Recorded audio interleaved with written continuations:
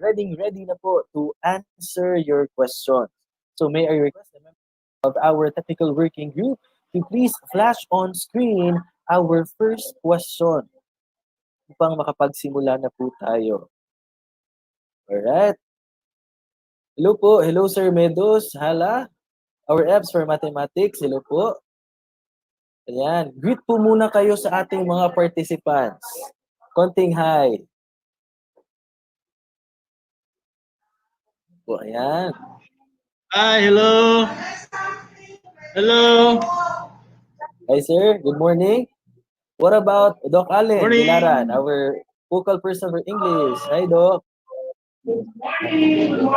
Good morning. And Ma'am Gloria Subong for our kindergarten. Hello po, Ma'am Glo. Good morning po. Morning, Ma'am Gloria. Ayan, kamute si Ma'am Gloria. Ayan.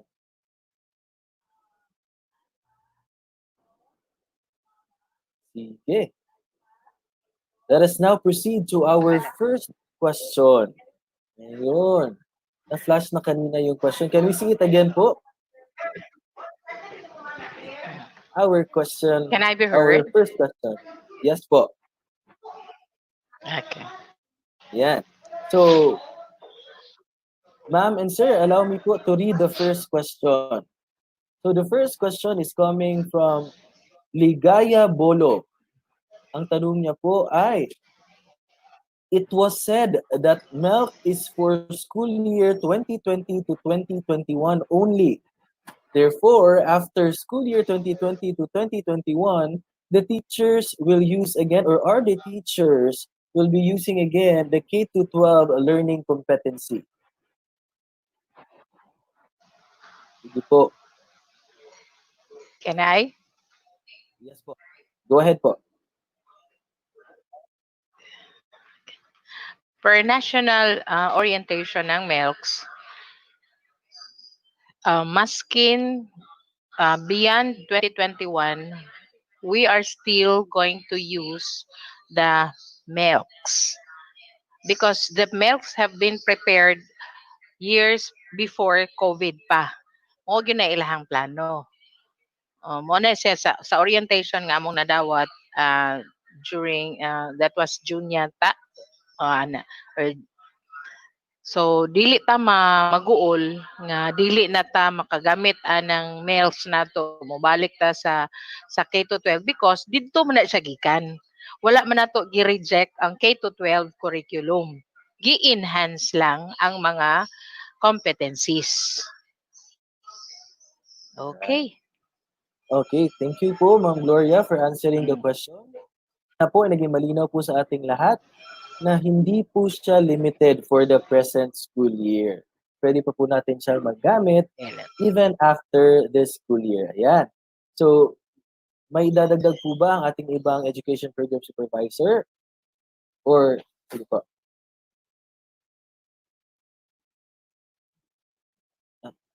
Doc Allen, parang naka-mute po ata yung mic ninyo. Ayan. Sige po. Okay na? Yes po. Okay. Since the milks that we are using for this school year, we were extracted from the ELKs, and based on the question of Ma'am Bolo, are we going to use? I think Ma'am Glo is right. That was our orientation. No, that it will still be used, but it doesn't mean that melts will only be the learning competencies that will be taught, no, for the succeeding school years, because we know pretty well that, let's say for example in English there were 3,000 plus ELs, diba? Tapos ngayon, 229 na lang. So, ibig sabihin, well, it was planned already a few years ago, but there is still possibilities that those ELs competencies which are not included at present will still be included in the coming school year. So, hindi naman natin alam no kung ano mangyayari for the succeeding school years. Pero yung ELCs natin, nandiyan na kasi yan, targeted na yan for mastery of our learners. Kaya lang nagkataon na after their plan of decongesting the K-12 curriculum, so it fits this school year 2020-2021. Ayun po. Thank you so much, Doc Allen and Ma'am Gloria Subong, for answering our first question. So let us now proceed to our second question for this open forum. Ayan. So can we see now the second question po? Ayan. Our second question is from Ma'am Shirley Abhilan. Ask ko lang po, Ma'am and Sir. In example, pag may 8 subjects, 8 modules din po ba ang sasagutan ng bata per week? Thank you daw po in advance. Yan. So, sino po ba ang pwedeng makasagot sa katanungan?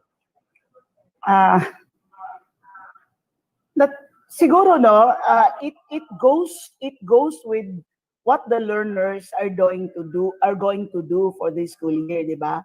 So, hindi ibig sabihin na nasa pandemic period tayo na pwede silang mamili kung anong module yung sasagutin nila. So since officially enrolled sila for this school year at lahat ng mga subjects, although it was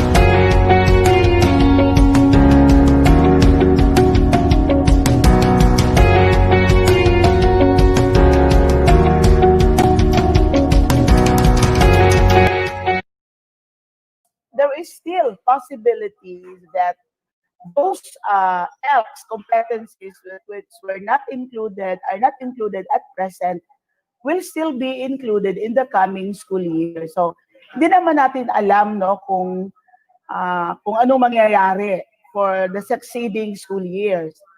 Pero yung ELCs natin, nandiyan na kasi yan, targeted na yan for mastery of our learners. Kaya lang nagkataon na after their plan of decongesting the K-12 curriculum, so it fits this school year 2020-2021. Ayun po. Thank you so much, Doc Allen and Ma'am Gloria Subong, for answering our first question. So let us now proceed to our second question for this open forum. Ayan. So, can we see now the second question po? Ayan. Our second question is from Ma'am Shirley Abhilan. Ask ko lang po, Ma'am and Sir. In example, pag may 8 subjects, 8 modules din po ba ang sasagutan ng bata per week? Thank you daw po in advance. Ayan. So, sino po ba ang pwedeng makasagot sa katanungan? Siguro no, it goes with what the learners are going to do for this school year, di ba? So, hindi ibig sabihin na nasa pandemic period tayo na pwede silang mamili kung anong module yung sasagutin nila. So since officially enrolled sila for this school year at lahat ng mga subjects, although it was those subjects were or curriculum were decongested, but they still need to comply. Kahit alimbawa 8 subjects ang isang grade level, so natural lahat ng mga modules galing sa subjects na yon, they need to interact or comply with those modules. Hindi sila pwedeng mamili kasi 'di ba graded pa rin sila kahit Yes. na naka-online platform tayo or or say modular, 'di ba? If you practice the reading modules, our learning activities sheets in reading, 'di ba? Every week ginahatid tapos gina-retrieve. So, ibig sabihin, wala lang siyang computation ng grade. Pero na-imagine ko na next school year na 8 subjects sa isang bata, 8 modules din yung sasagutin niya, mag-interaction doon, ibabalik niya yun sa teacher concern niya. So, kung makulangan yung isang module, ibig sabihin, may problema siya sa subject na yon. Sa akin lang yan kasi 'di ba, it goes with what the next school year are offering in each grade level. Okay, thank you, Doc Allen. So, parang nasa loob lang talaga po talaga ng classroom yung ating mga bata. They have Oo, to ganun pa involve rin. themselves with all the subjects po, di ba? Yes. Yan, sige. So, let us now proceed to our third question po. This question is from Sir Bernard Mallorca. Good morning, Sir Bernard. And ito po ang tanong ni Sir Bernard. Do we still impose the 5-year-old as of June 1 and for the last day of August as the minimum age of kindergarten? Ulitin ko po. Do we still impose the 5-year-old as of June 1 and for the last day of August as the Okay. minimum age of kindergarten? Okay, Ma'am Glo. Okay. Thank you for the question. That is the question of all people considering kinder is such a crucial stage. Okay, per DepEd Order 20 series of 2018, we have to consider 5-year-old learners as of June 1 to last until August 31. That is if we start by June 1. There is also that provision that if we start by August, since we are starting by August, so August 1 until October 31, mag 5 years old siya, that is the minimum age requirement of the kindergarten pupils. So be it known nga kinahanglan 5 years old siya by August 1 until October 31 po. Thank you. Ayun, a very clear answer from our education program supervisor, focal person in kindergarten. Ayan. So, let us now proceed to our next question. And I think this question po is for Sir Medo Sala in mathematics. The question po is coming from Sir Glenn Adonis Flores. So, there are 40 plus math milk for junior high school which to be given for 4 quarters. However, in general math for senior high school, there are 54 milks to be given for 2 quarters only. Why does the number of milks is not equal throughout the math subject? Bakit hindi po daw equal? Iba-iba ang numbers ng milks. Sir.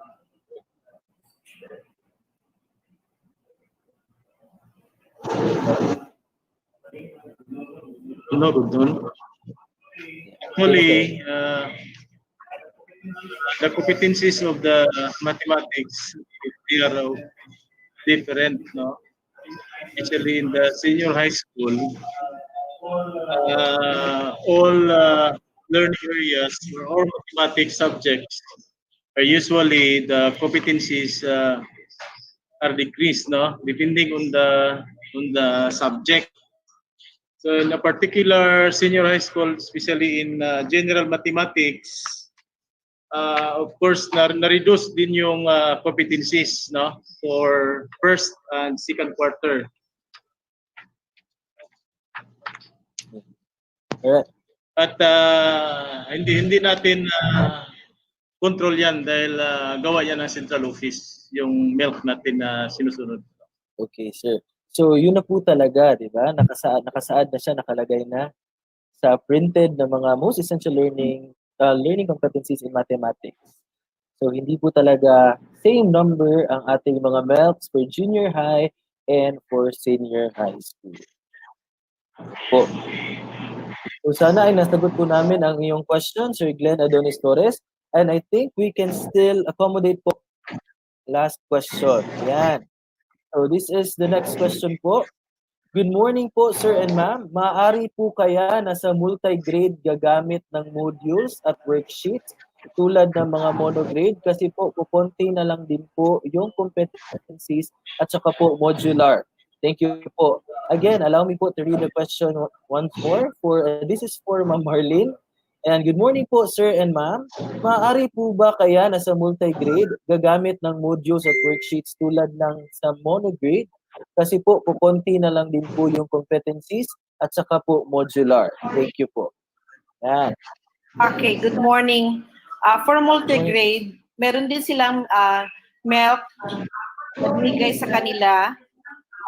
Gagawa din sila, meron din module for multigrade. Huwag kayong mag-alala na meron din module para sa multigrade. Wow, that's good news. Thank you very much, Ma'am Marlene. Ayun, diretsong sagot. So, huwag po tayo mag-alala for our multi-grade because meron din pong dinidevelop na modules for you. Ayan. So, once again, I would like to thank all our education program supervisors for joining me today in our open forum. Maraming salamat po. And for those questions na ipinost po ng ating mga participants na hindi na natin ma-accommodate for our schedule this morning, my advice po is for you to channel your questions to your school subject coordinators and maybe they can forward those questions to our apps here in the division upang masagot po ang inyong mga tanong if you see to it na if you feel like your questions rather are very important at kailangan talagang sagutin. Okay. So, salamat po again, Doc Allen. Yes, Doc Allen, yes po. I-turn on nyo na lang po yung mic ninyo. Okay. Yan.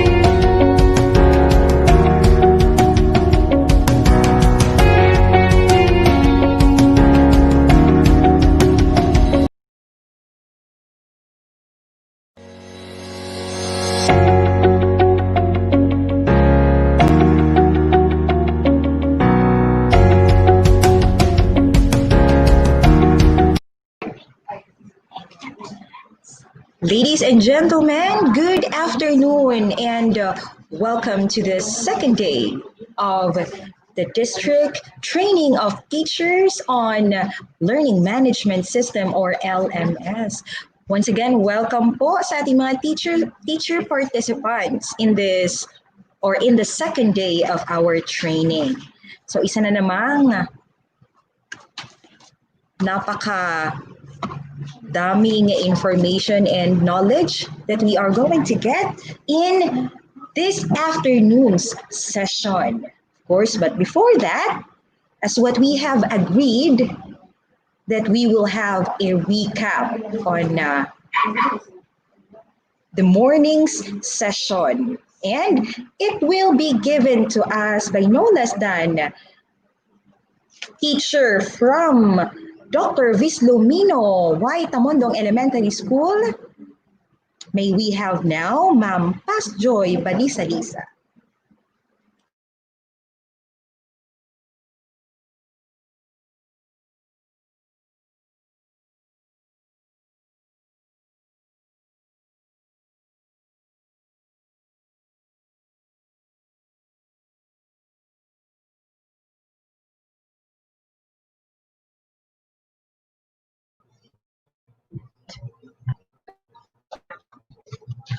Okay, my fellow participants, viewers, good afternoon to one and all. I was tasked to give a recap about what happened on our webinar this morning. After the program preliminaries, from the recap given by a teacher from Maniki Central Elementary School Study Center, to the singing of our nationalist song and the prayer, the webinar started with Dr. Janet J. Veloso, CLM Chief, DepEd Region 11, or lay the rational overview of dependency. In short than here, the introduced the most central competencies. She said milk is not a departure from the K-12 curriculum. It focuses on details, and they also align with student. To also be taught learning is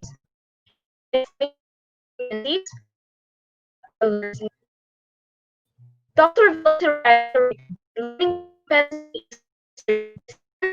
if it's applicable to real life situation and if it has concepts of area. The importance of identifying the most essential learning competencies from K-12 curriculum guide to essential learning competency and to the most essential competencies. The process of identifying the most essential learning competencies, endurance criteria was used.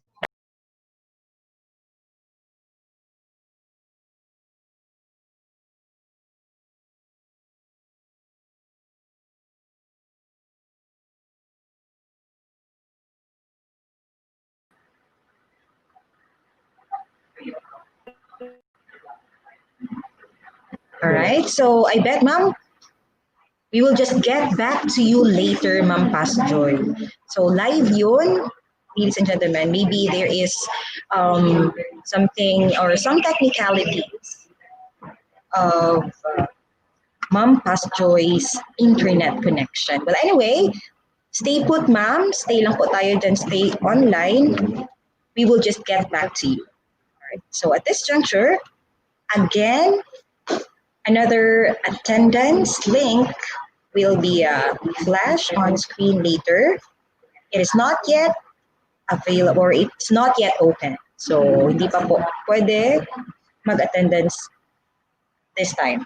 Hindi pa po open. All right. So and the evaluation survey. Meron lang po tayong konting natatanggap na mga evaluation survey. So teachers, please po respond on our or on the evaluation survey. And this is the link for the attendance on the day 2 p.m. attendance. Link is posted down below. Once again, don't forget to click subscribe, hit the notification bell, and click subscribe to our YouTube channel. Also, don't forget to click like, thumbs up in this live stream of Kapalong East District webinar. And don't forget to use our official hashtag.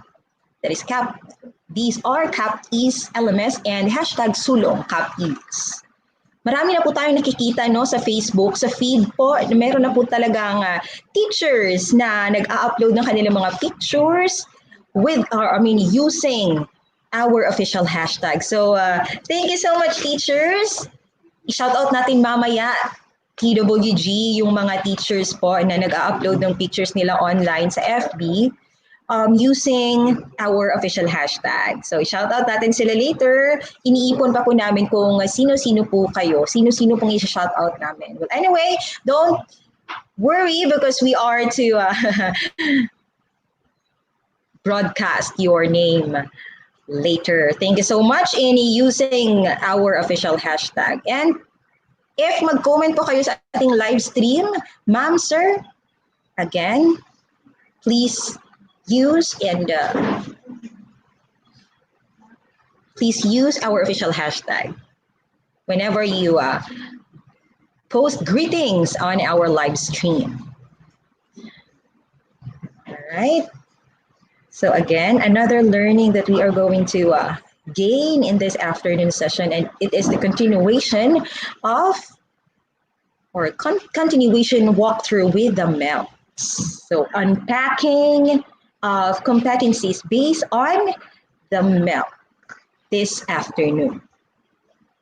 So I bet we are now ready for the continuation session in the afternoon webinar. So let's proceed to the webinar proper.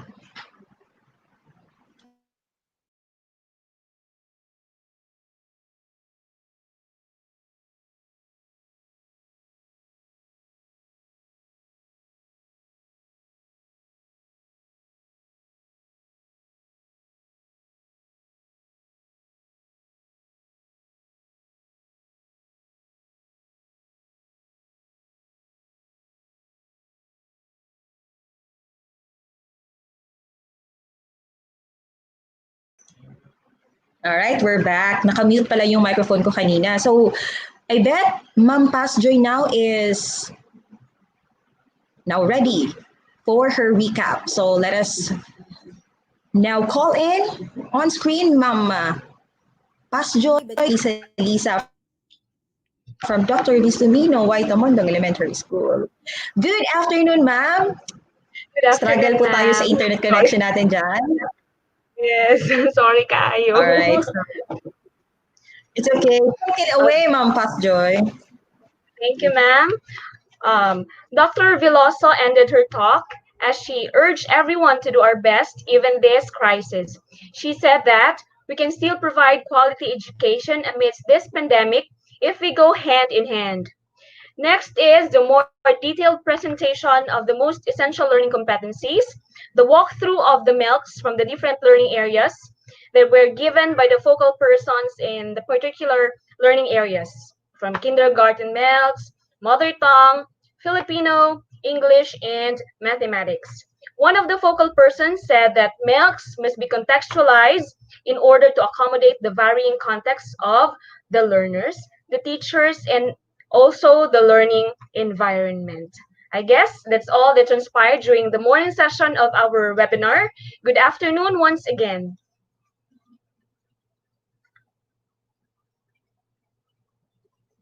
Ma'am Paul?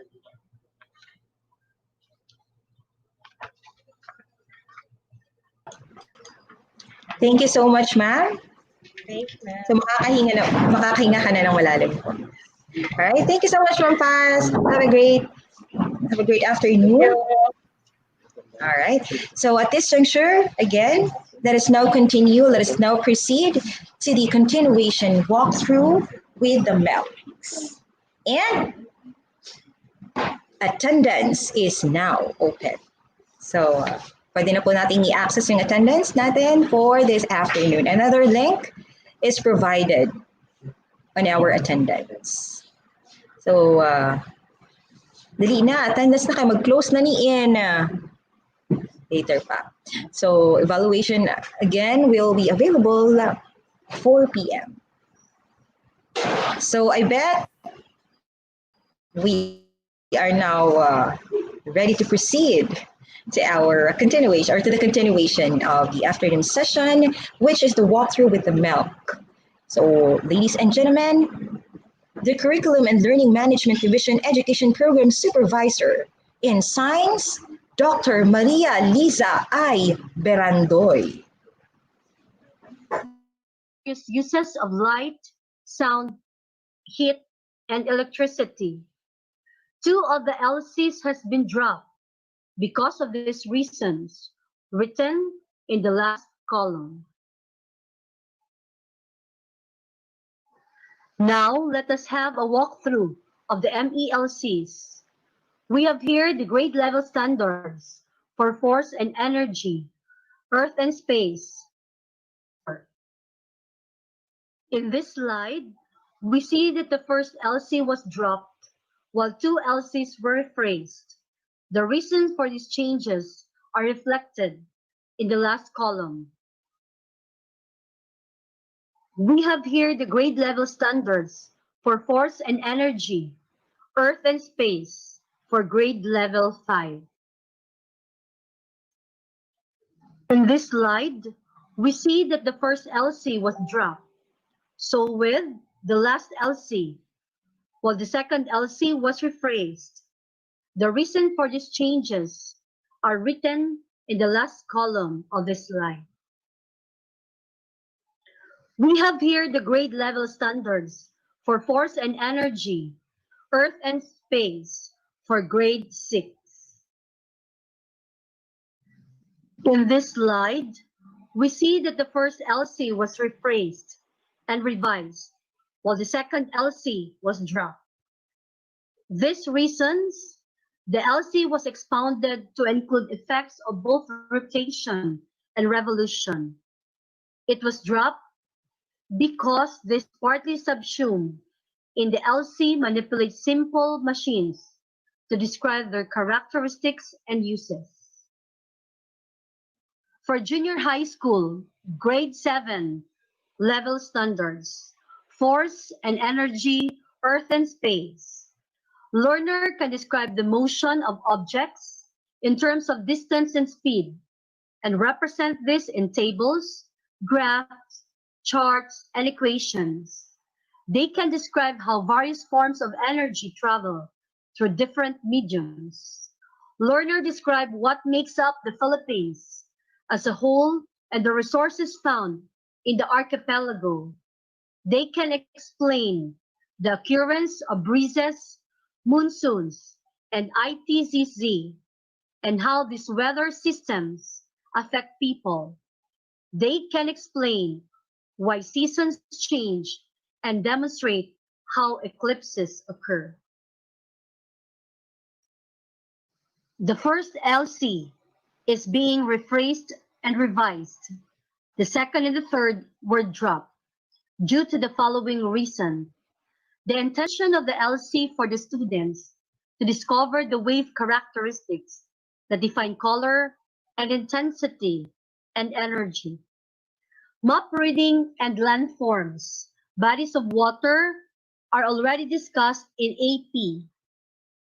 The third LC is dropped since it was subsumed in the discussion on the difference between speed and velocity and distance and displacement.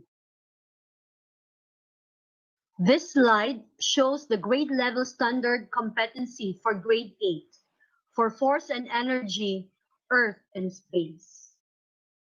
The first LC was rephrased, same as the third LC. The second LC was dropped, and the following reasons were reflected in the last column of this slide. In this slide is the grade level standards for grade 9 for force and energy, earth and space. For science grade 9, the first LC was revised. The second and the third were dropped. The reasons: the LC is expounded to include volcanic eruption, which is one way of classifying volcanoes. The second and the third were dropped due to the topic is already subsumed in the discussion about observable constellations on a specific time of the year. Grade 10 level standards, force and energy, earth and space.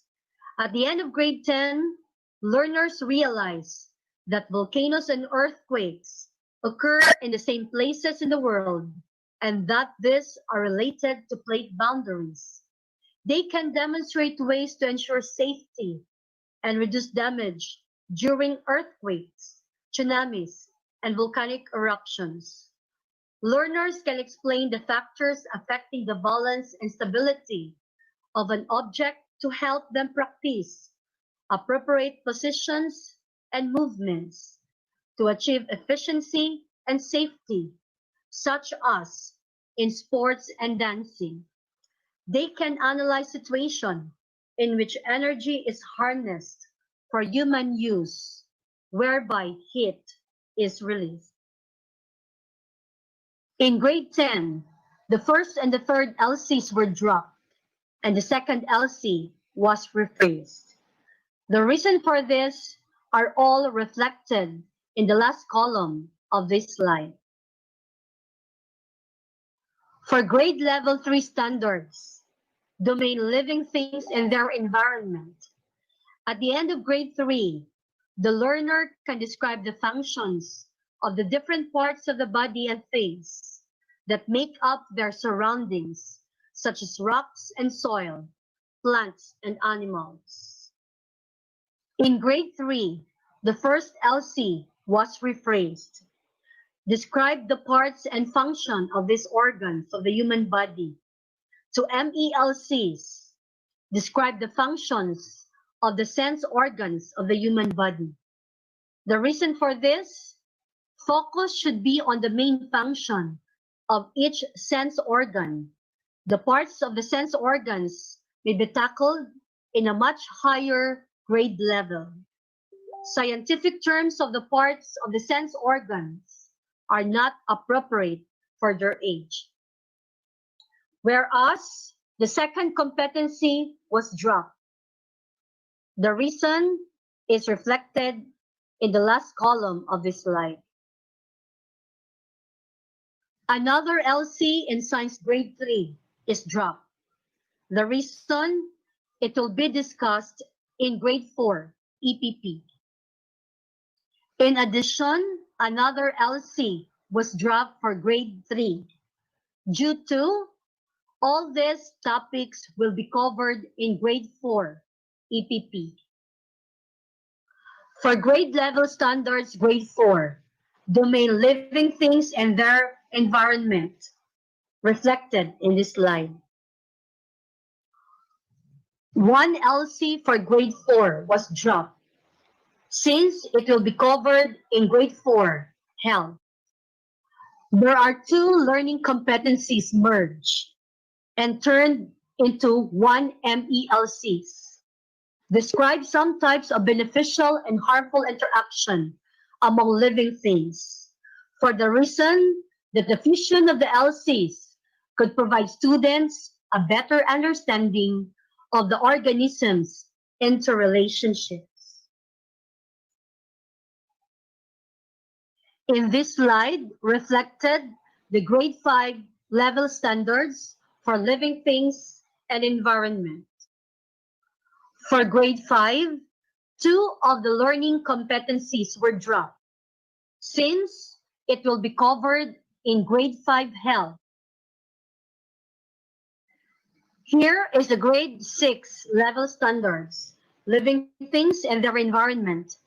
Learners understand how the different organ systems of the human body work together.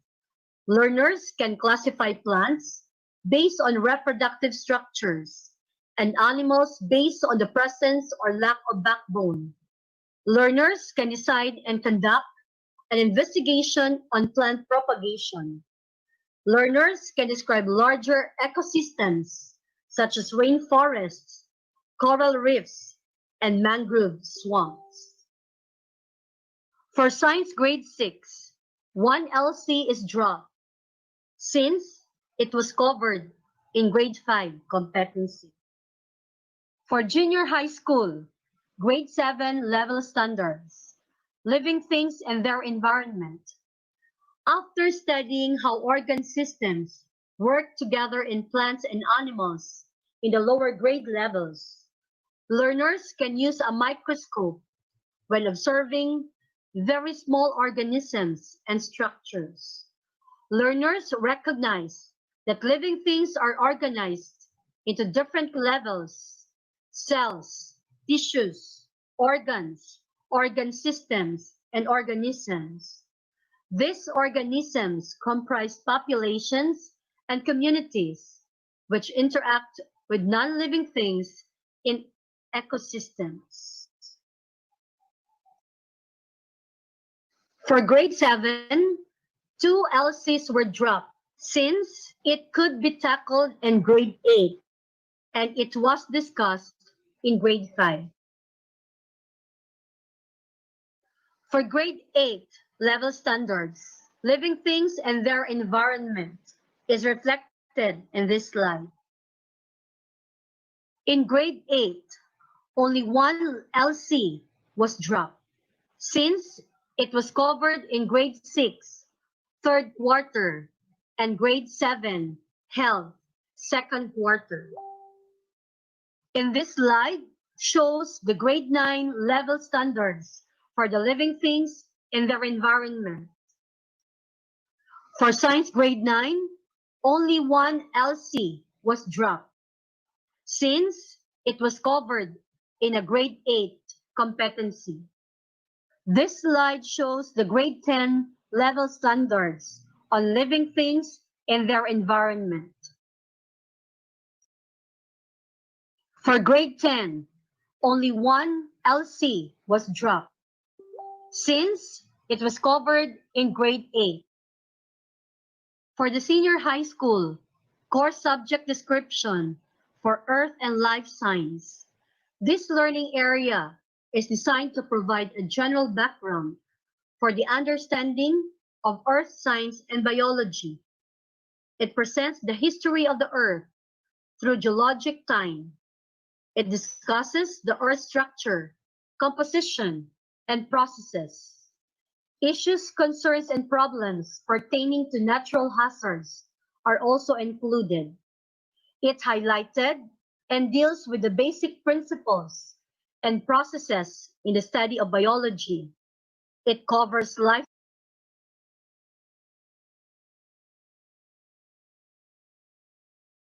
population, and ecosystem levels.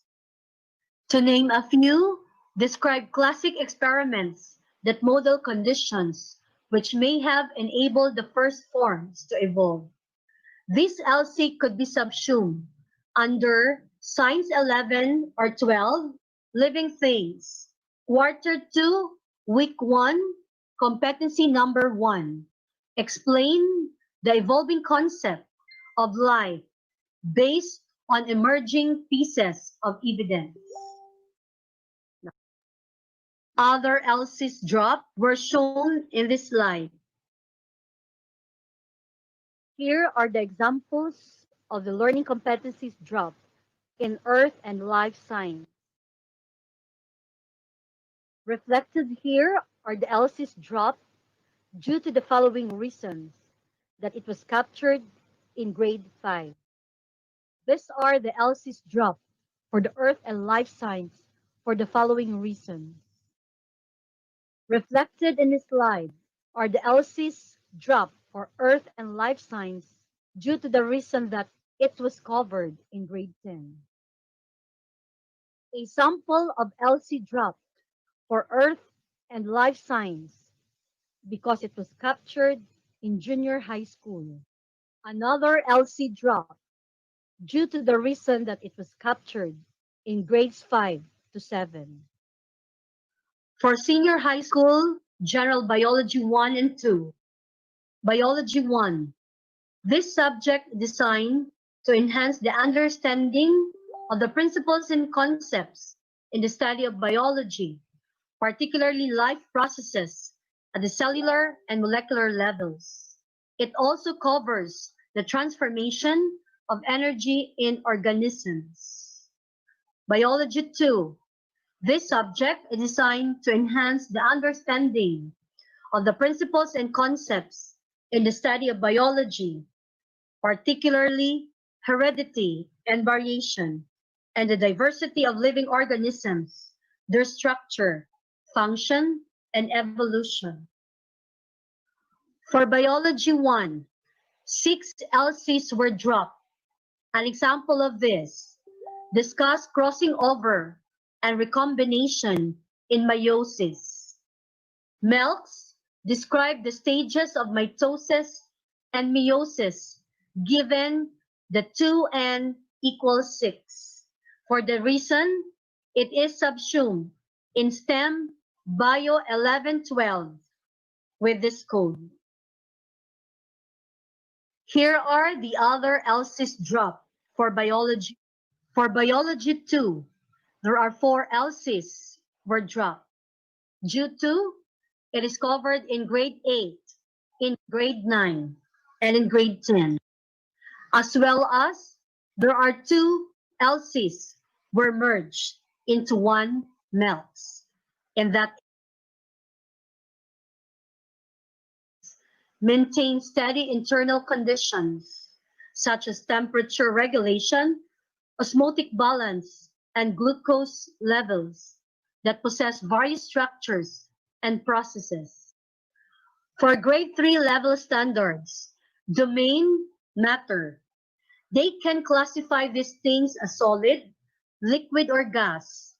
Learners can describe changes in the conditions of their surroundings. This would lead learners to become more curious about their surroundings, appreciate nature, and practice health and safety measures.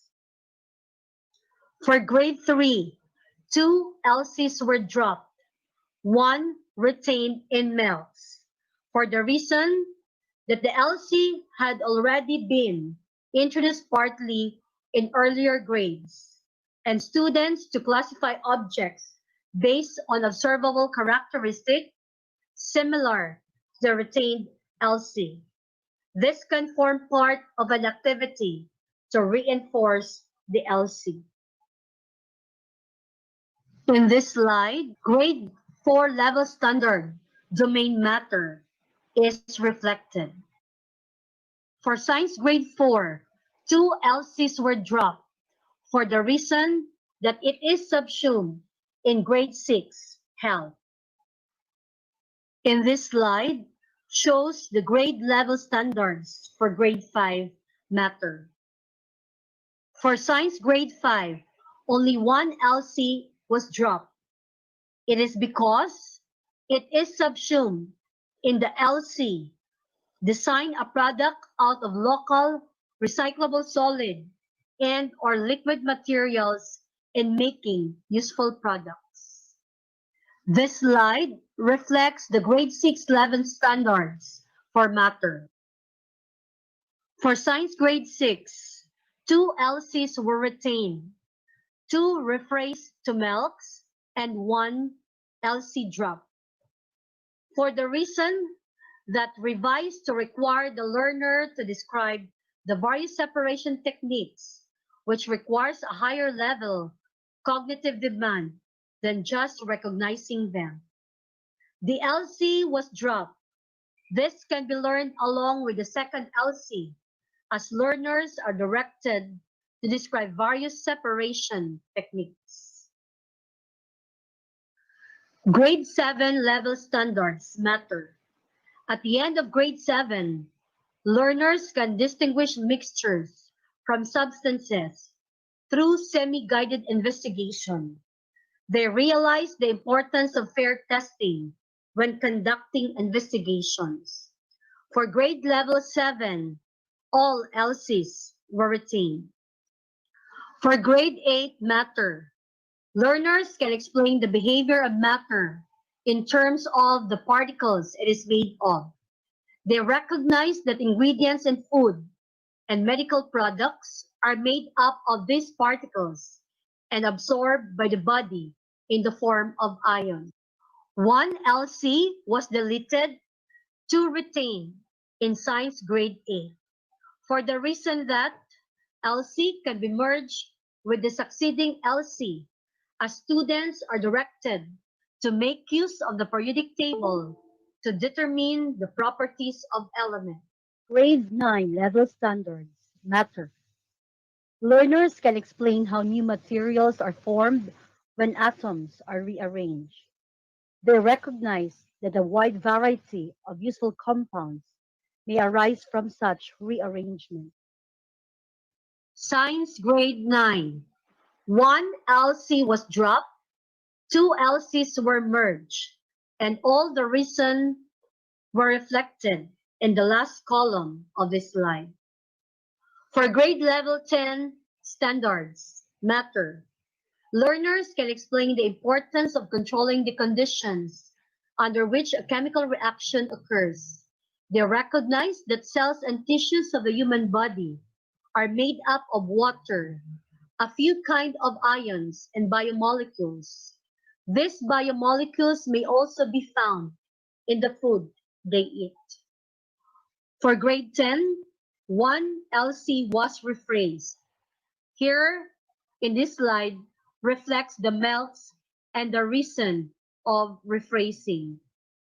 For senior high school general chemistry 1 and 2, composition, structure, and properties of matter, quantitative principles, kinetics, and energetics of transformations of matter, and fundamental concepts of organic chemistry.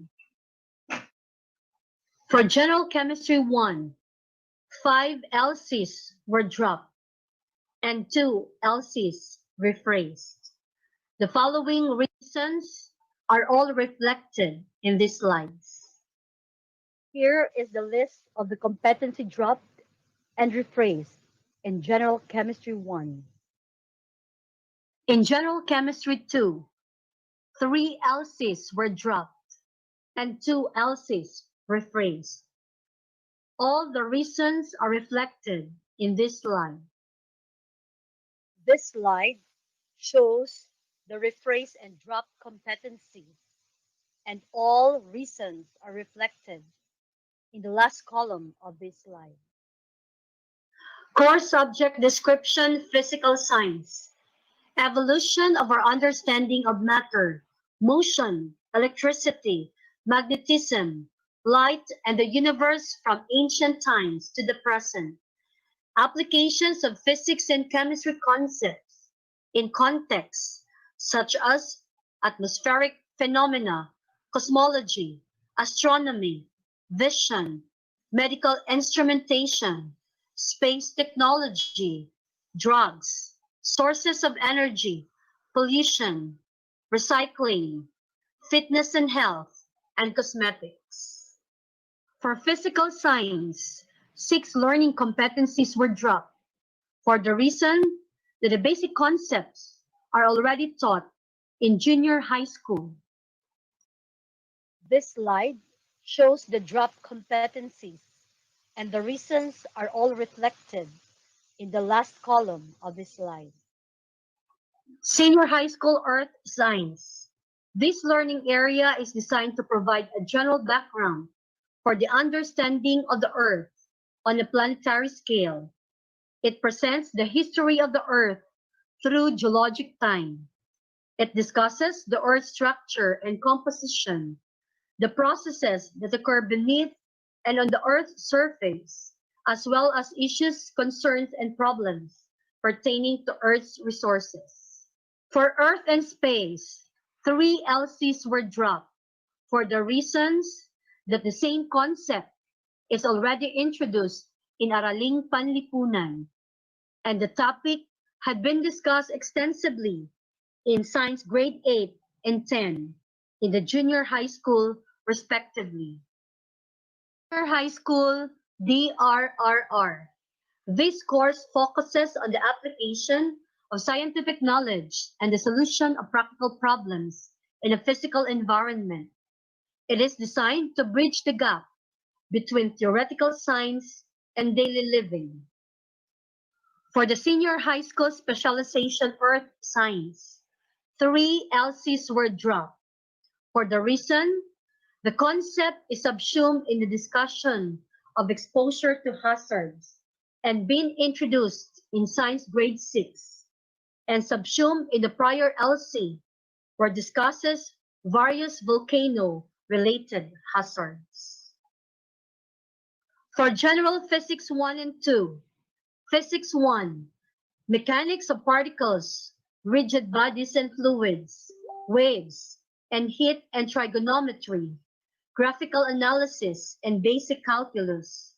For Physics 2, Electricity and Magnetism, Optics, the Basics of Special Relativity, Atomic and Nuclear Phenomena, using the methods and concepts of algebra, geometry, trigonometry, graphical analysis, and basic calculus.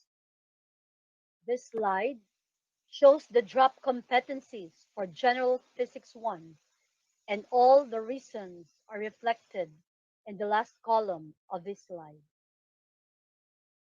For General Physics 2, 6 LCs were dropped for the reason that this topic is subsumed in the prior LC, where discusses electrostatic charging.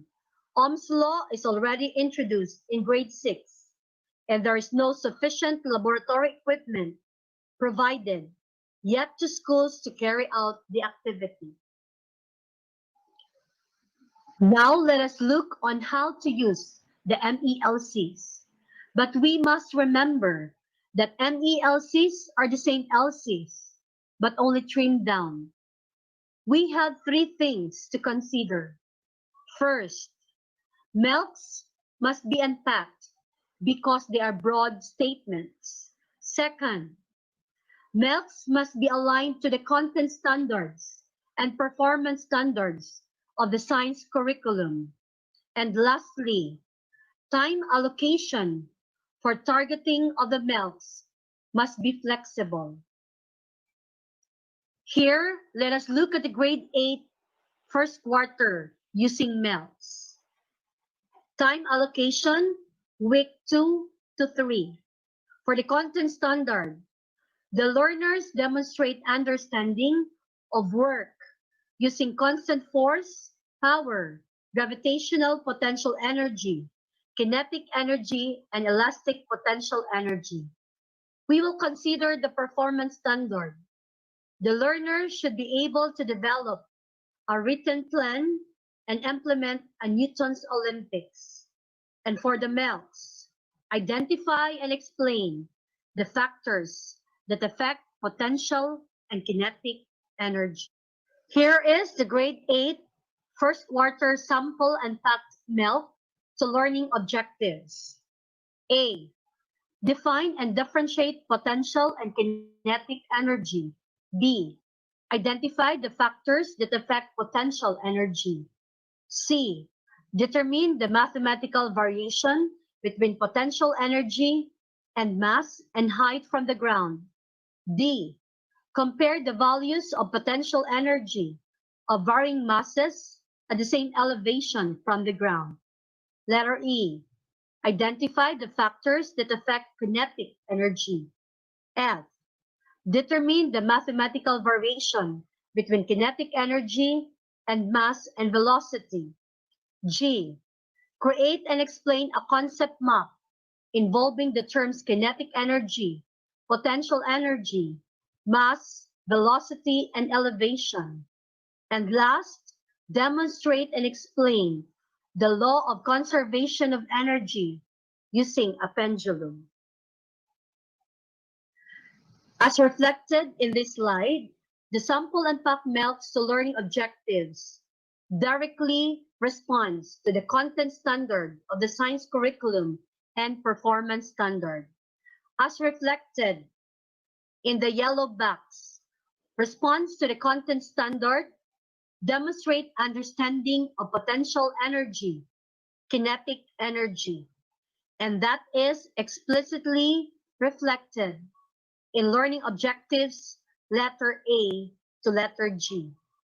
And the second one, allowing students to manipulate a pendulum would help the students prepare for the performance standard, plan for Newton's Olympic, and it is reflected in objective letter H.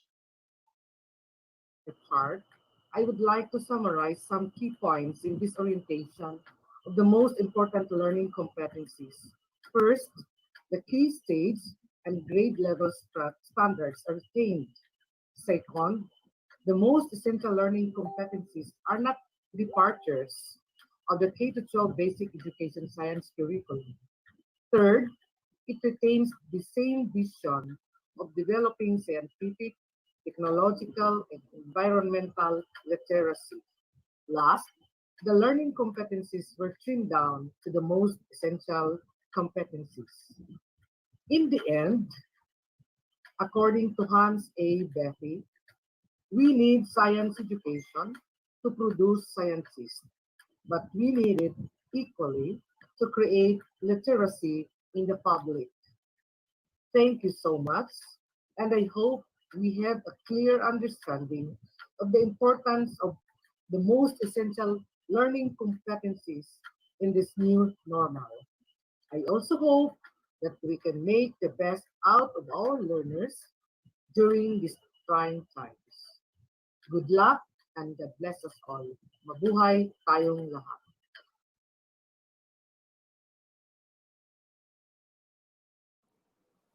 All right.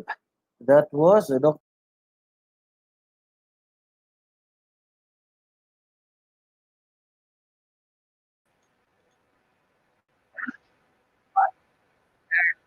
Hello, good afternoon once again, teacher participants. Thank you so much, Ma'am Maria Lisa Perandoy, Education Program Supervisor in Science. Thank you so much, ma'am, for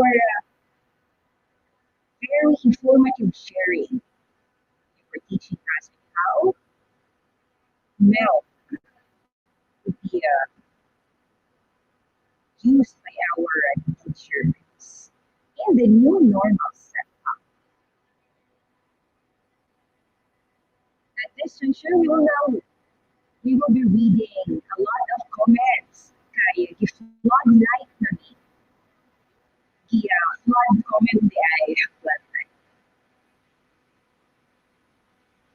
Are you hearing me clearly? Madungog ba ta? Walay karat? Bili ba ta ng offer? Uh-huh. Can you hear me loud and clear? I bet we do have very good internet connection at this time. So it's already clear? Not yet.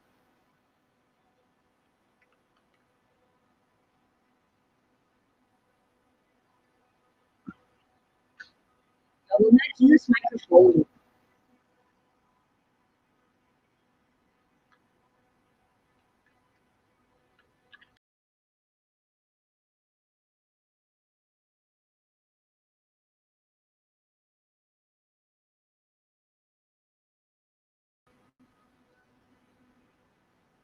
Hello?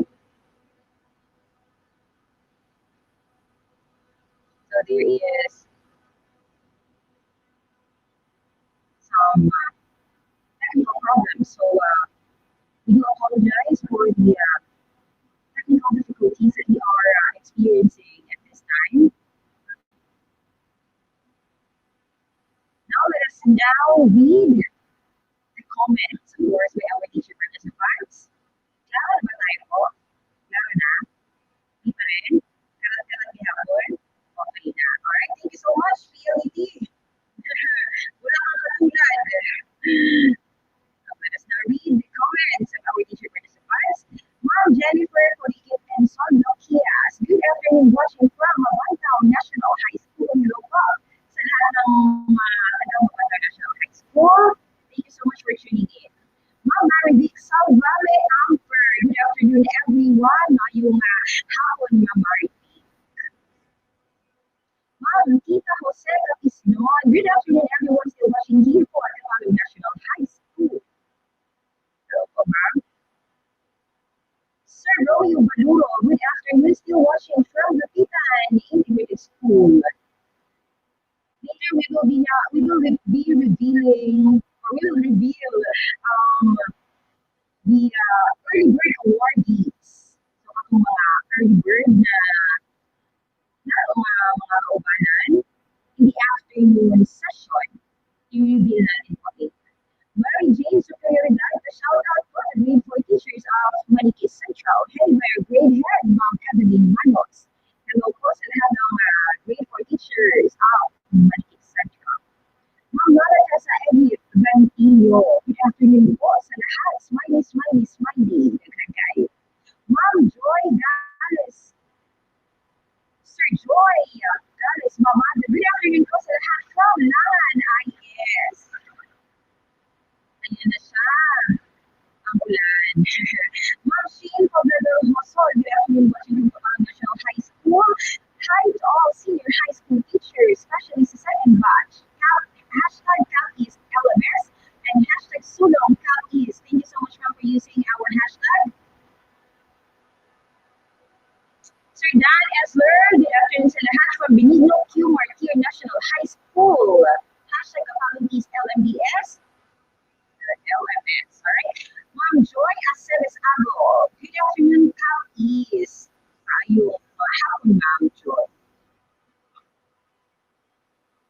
Iris Alison Tutor Mendoza. Good afternoon. Mayong po. Anyway, for our teacher participants, wala na daw, medyo na kayo mga teachers, no? Kung parang po kayo this time. So, remember, our EWG is closely tracking closely monitoring our attendance. So, makikita po natin kung sino po yung school na almost perfect ang kanilang attendance. Makikita po sa aming tracker dito. Very techy po ang ating technology savvy ng ating mga EWG. So, please po, continue viewing and tuning in here in our learning management system training. May mathematical, good afternoon everyone. Watching here from Swaon Elementary School. Hashtag Masa Swaon Ligon. Hashtag about Southeast LMS. Thank you so much. Good afternoon also to Mama Yeti Valmonte. Good afternoon everyone still watching from Kilantan Elementary School. Hashtag Southeast LMS. Hashtag Sulo Southeast. Alright, last one for this batch of greeting our teachers, Ma'am Corazon Quezon. Good afternoon everyone from Kapalong National High School. Thank you so much for being with us or still nahihapon mo nakatutok sa ating webinar this afternoon. Once again, don't forget to use our official hashtag whenever you post pictures in social media. At this juncture, we will continue the walkthrough with the MELCs. This time, for the Araling Panlipunan subject. Ladies and gentlemen, Education Program Supervisor, Curriculum and Learning Management Division. Let us all welcome Dr. Danilo R. Dohinog. Magandang araw sa inyong lahat.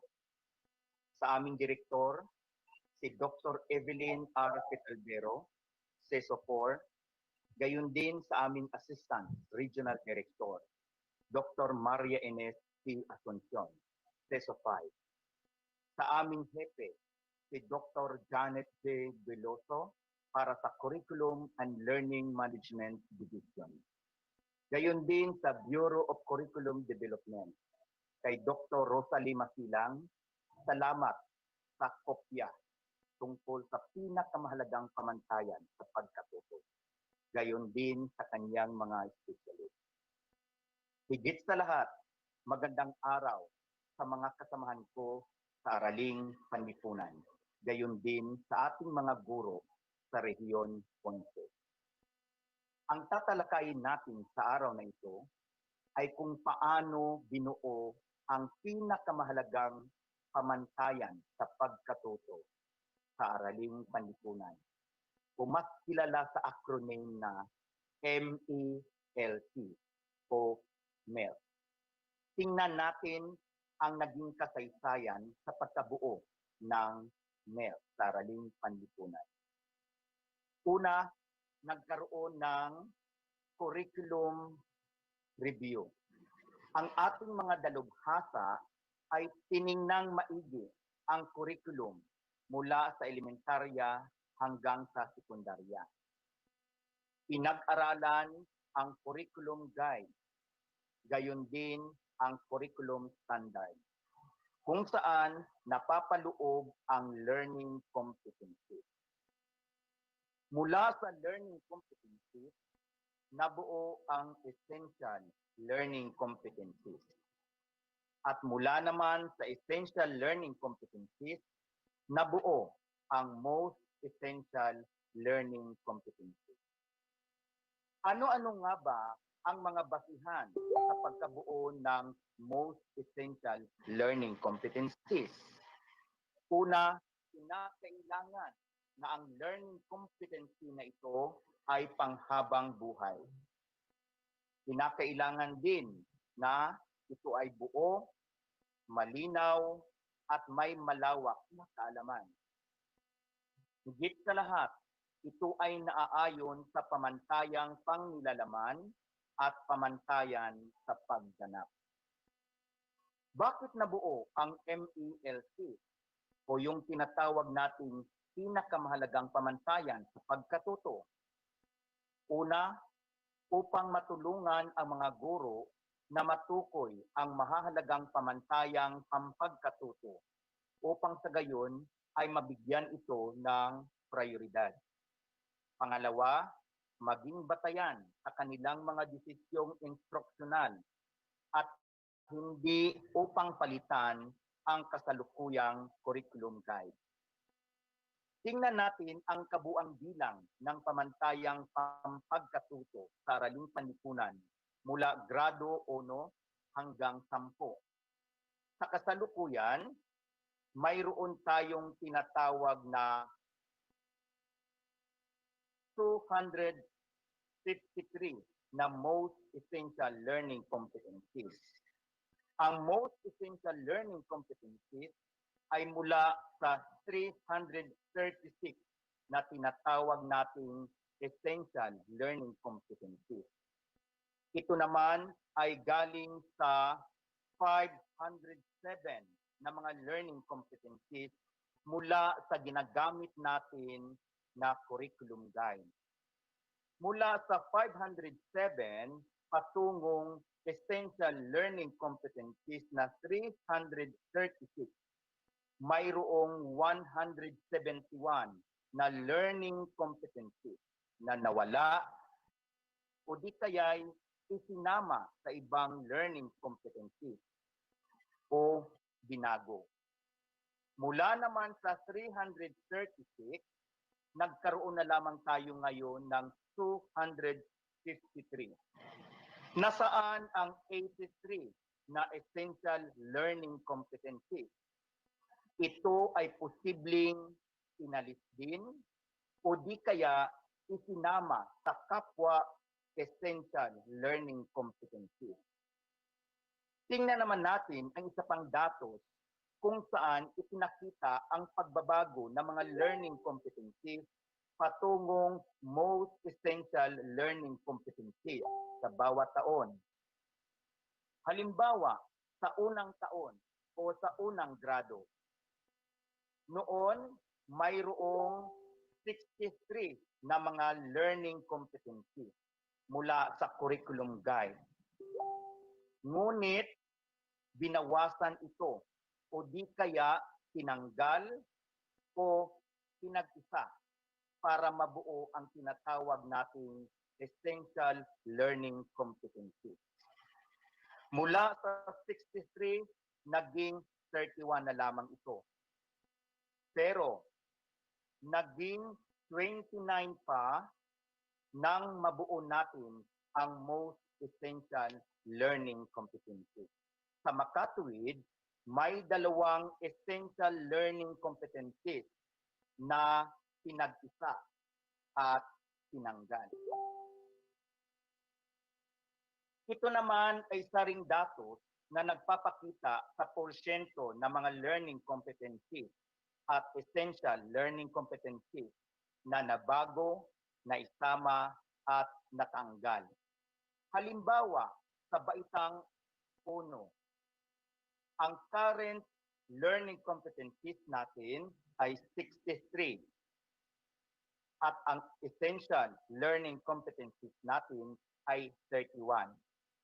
Sa kasalukuyan, mayroon tayong 29 pero tinatawag natin itong most essential learning competencies.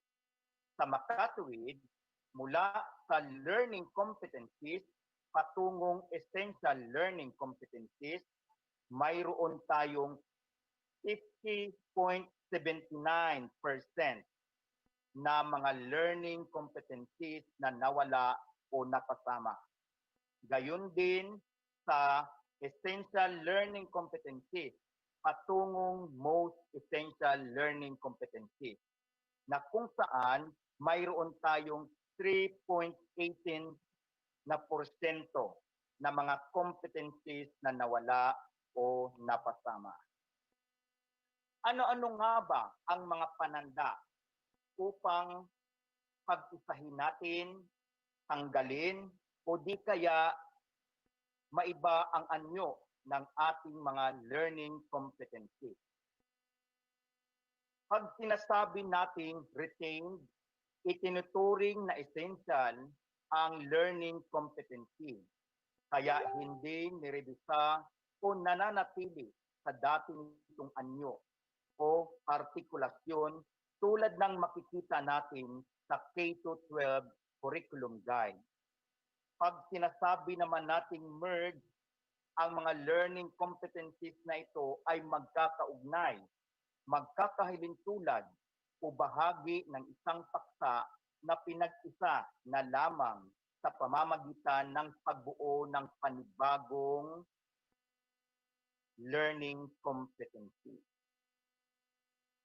Kung i-rephrase naman natin, ito ay sumailalim sa pagpapalit ng learning verb o di kaya ng salita o grupo ng mga salita upang gawing tiyak, malinaw at komprehensibo ang naturang competency.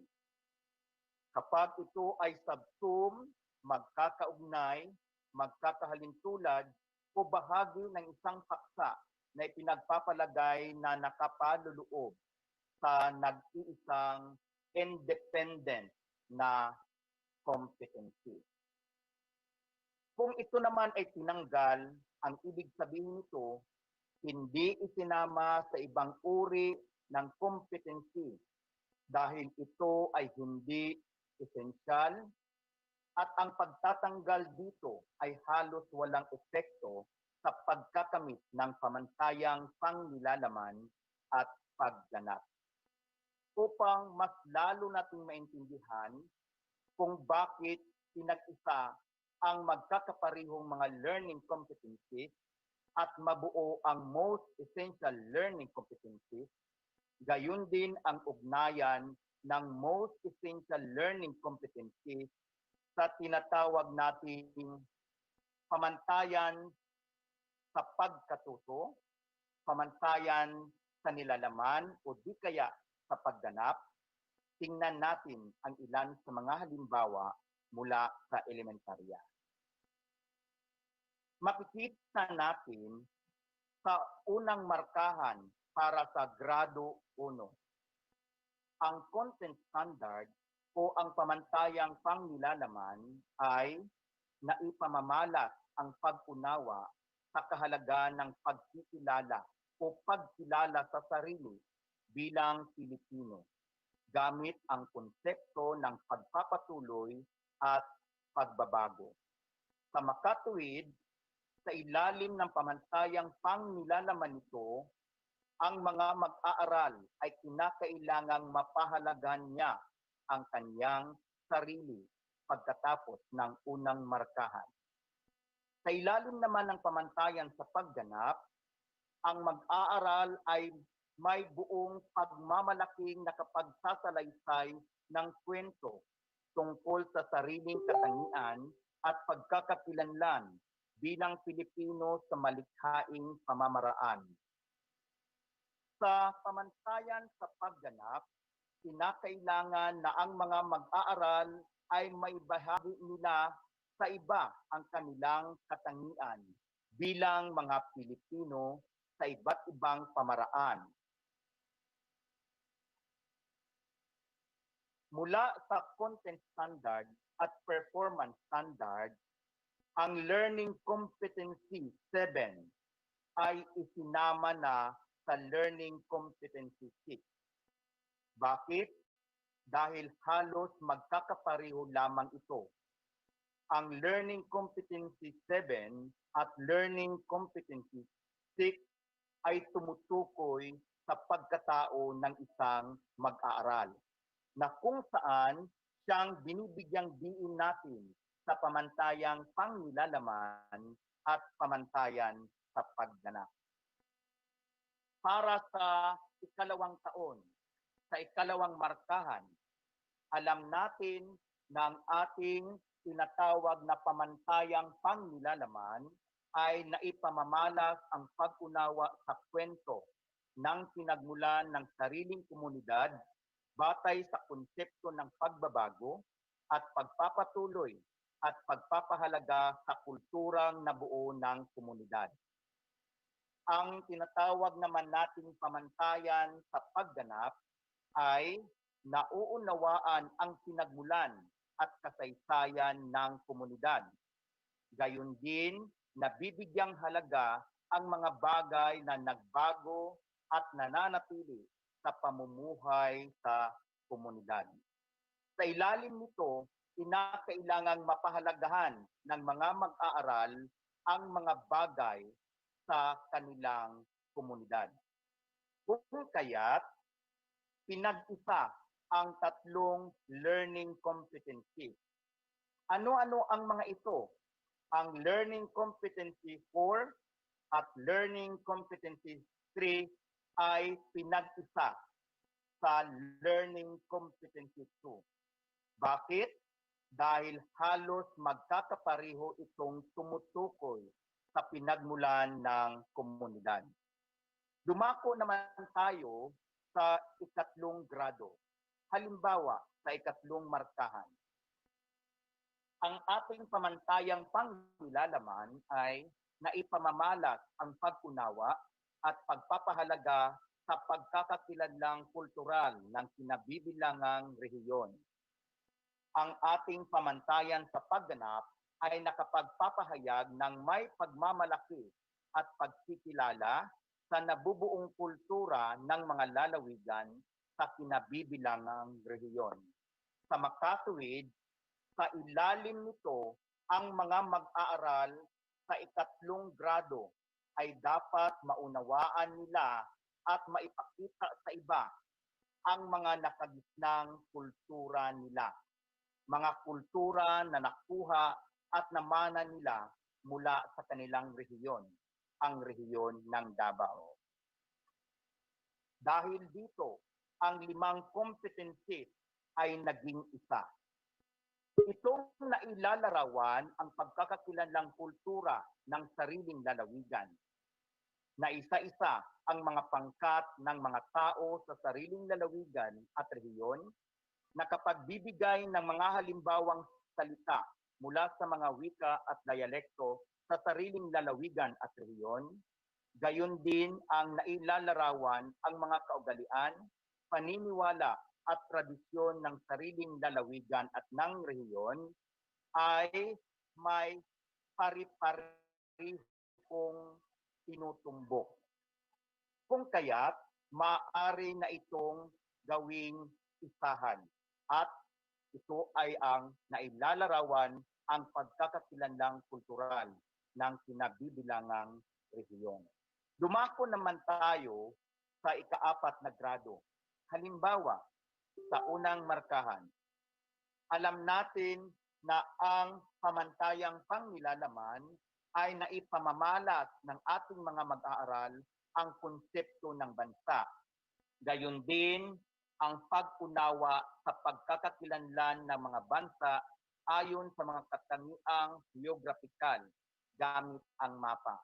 Ang pamantayan sa pagganap naman ay naipaliliwanag ng mga mag-aaral na ang Pilipinas ay isang bansa.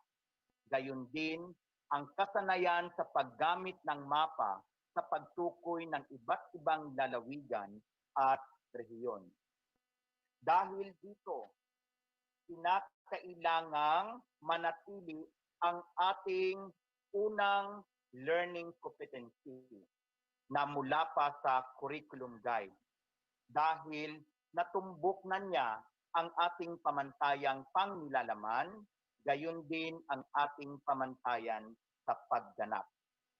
At ang competency na natutukoy sa mapa ang kinalalagyan ng bansa sa rehiyong Asya at gayon din sa mundo ay hindi na kinakailangan dahil maaaring makamit na ang kasanayang gusto nating makamtan ng ating mga mag-aaral sa unang competency. Dumako naman tayo sa grade 5. Halimbawa, sa unang markahan, ang pamantayang panglalaman, yun din ang pamantayan sa pagganap, ay maaari nang matumbok ng ating learning competency na natatalakay ang paglaganap ng relihiyong Islam sa ibang bahagi ng bansa. Dapat tandaan natin na ang learning competency na nailalarawan ang lokasyon ng Pilipinas sa mapa ay hindi na masyadong mahalaga dahil maaaring makamtan pa rin natin ang pamantayang panglalaman, gayon din ang pamantayan sa pagganap sa iba pang mga dating competency. Sa grade 6, ganun din. Alam natin na ito lamang ang dapat mabuo sa ating mga mag-aaral, ang pag-unawa at kaalaman sa Pilipinas. Sa ilalim ng pamantayan sa pagganap, kinakailangan lamang na mapapahalagan ng ating mga mag-aaral ang kontribusyon ng ating bansa sa daigdig o di kaya sa ating mundo. Kung kaya't natumbok na ng learning competency number 4 at ito ay natatalakay ang partisipasyon ng mga kababaihan sa Rebolusyong Pilipino. Kaya maaari nang tanggalin ang dati nating learning competency na nasa bilang una. Dumako naman tayo sa sekundarya. Sa sekundarya, mayroon itong 81 na mga learning competency mula sa curriculum guide. Para sa grade 8, mayroon itong 43 na mga learning competency. Sa grade 9, mayroon itong 82 na mga learning competencies. Gayon din sa grade 10 na umabot sa 42. Ngunit dahil sa ating hinaharap ngayon sa COVID-19, nabawasan o di kaya pinagsanib ang halos magkakaparihong learning competency. Kung kaya't ang naging resulta ay umabot lamang sa 43 mula 81. Sa grade 8, mayroon na lamang tayong 31 mula 43. Sa grade 9, mayroon na lamang tayong 62 mula 82 at 31 mula 42. Ngunit, nagkaroon muli ng panibagong learning competency na tinatawag nating most essential learning competency. Kung kaya't nabawasan muli ang ating mga essential learning competency. Sa kasalukuyan, ang baitang 7 ay mayroon na lamang 30 learning competencies na tinatawag natin ngayong most essential learning competencies. Sa grade 8, mayroon na lamang tayong 24 na learning competencies na tinatawag nating most essential learning competencies. Gayon din sa grade 9 na umabot na lamang sa 26 at grade 10 na umabot na lamang sa 17. Tingnan natin ang ilan sa mga halimbawa ng mga learning competencies na pinagsanib, pinag-isa, tinanggal, or nananatili ayon sa mga nabanggit kong batayan. Sa grade 7,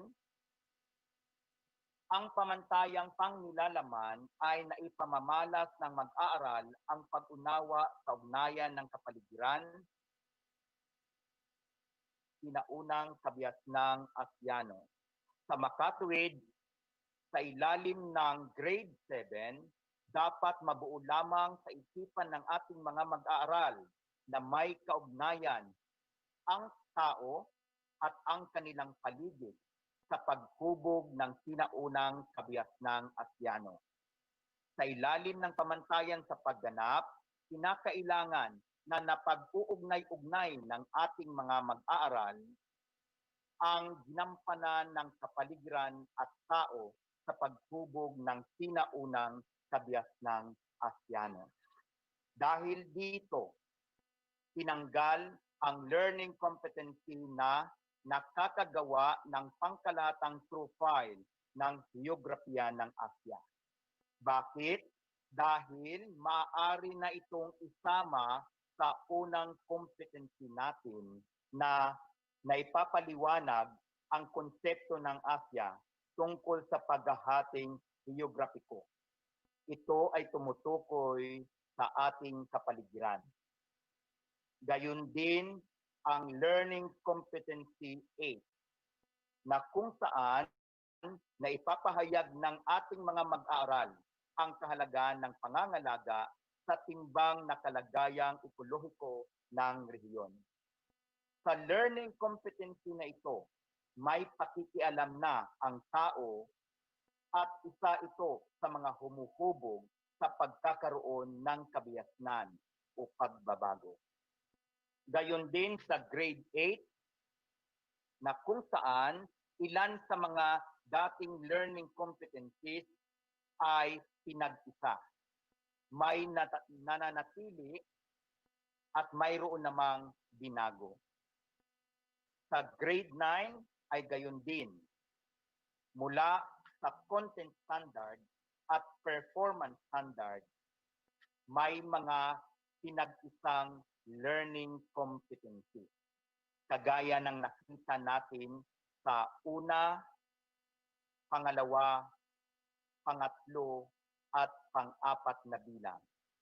Dahil halos magkakapareho lamang ito, kaya maaring mabuo ang nag-iisang learning competency. Sa grade 10, dapat lamang bibigyang diin ng ating mga mag-aaral na kinakailangan malaman nila ang kahalagahan at ang kanilang pakikilahok sa mga gawaing pansibiko tungo sa pagkakaroon ng pamayanan at bansang maunlad, mapayapa at may pagkakaisa. Dahil dito, ilan sa mga competencies natin ay pinag-isa para naman mapaikli ang bilang ng mga tatahaking competency. Mula sa sekundarya, dumako naman tayo sa senior high school, sa core specialized subject. For grade 11, ang content standard ay kinakailangang ma-demonstrate ng ating mga mag-aaral ang kanilang understanding sa social differences, social change, at political identity. Ganon din ang significance ng culture, society, and politics. At ang rationale for studying anthropology, political science, and sociology. Para matumbok natin ito, kinakailangang i-rephrase na lamang ang ating pangalawang learning competency. At ang unang learning competencies ay pwedeng hindi na ito gagamitin ng ating mga guro. Dahil sa pangalawang learning competency na kung saan binago lamang natin ang anyo para maging most essential learning competency, ay matutulungan na ang sumunod na mga learning competency para maisakatuparan ang minimithi nating layunin na mabuo sa isipan ng ating mga mag-aaral. Sa grade 12 naman, binibigyang diin lamang dito ang konteksto at ang iba't ibang relihiyon na kung saan sa ilalim ng performance standard dapat ang ating mga mag-aaral ay maipakita lamang nila na naimpluwensyahan ng relihiyon ang kanilang mga gawi o di kaya ang kanilang mga kultura. Kung kaya't, maaari na itong makamtan sa pamamagitan ng pagsasanib sa ilan sa mga learning competency na be aware that Islam upholds 5 pillars, know about the life of Prophet Muhammad, and accept Islam practices with an eye of respect. Sa pamamagitan ng pagbabagong anyo ng ikalawang competency, matutulungan na ang ikatlong competency para mabuo ang konteksto ng iba't ibang relihiyon. Sa makatwid, hindi na kinakailangan pang manatili ang unang learning competency. Paano gagamitin ang most essential learning competencies sa pagtuturo? Alam ko na alam ng ating mga guro na may mga most essential learning competency na hindi maaaring ituro sa ating mga mag-aaral sa loob ng 2 araw. Ito ang dahilan kung bakit gumagawa ang ating mga guro ng tinatawag nating learning objectives. O kinakailangang i-unpack ng ating mga guro ang most essential learning competency para mahimay-himay nila ang most essential learning competency. Sa pagkakaroon ng iba't ibang layunin sa kanilang pagtuturo mula sa most essential learning competencies, matuturuan natin ang ating mga guro na mapaganda nila ang kanilang pagtuturo at madaling makuha ang ninanais nilang kasanayang mabuo sa ating mga mag-aaral. Isa rin itong halimbawa na kung saan ang most essential learning competency ay hinimay-himay ng mga dalubhasa at ito ang tinatawag nating learning objective. Gayon din sa learning competency na nasasabi ang batayang impormasyon tungkol sa sarili, pangalan, magulang, karawan, tirahan, paralan, at iba pang pagkakakilanlan at mga katangian bilang mga Pilipino. Ang learning competency na ito ay malawak at hindi maaring ituro sa ating mga mag-aaral sa loob ng 1 araw. Kung kaya't, para mas lalong maintindihan ng ating mga mag-aaral o makikita ng ating mga mag-aaral ang kahalagahan ng competency na ito, kinakailangan nating i-unpack o magkakaroon tayo ng mga learning objectives. Ang sumunod ay isang halimbawa ng DLL. Ipinakita dito kung paano bumuo ang isang guro ng objective o paano na-unpack ng isang guro ang most essential learning competency.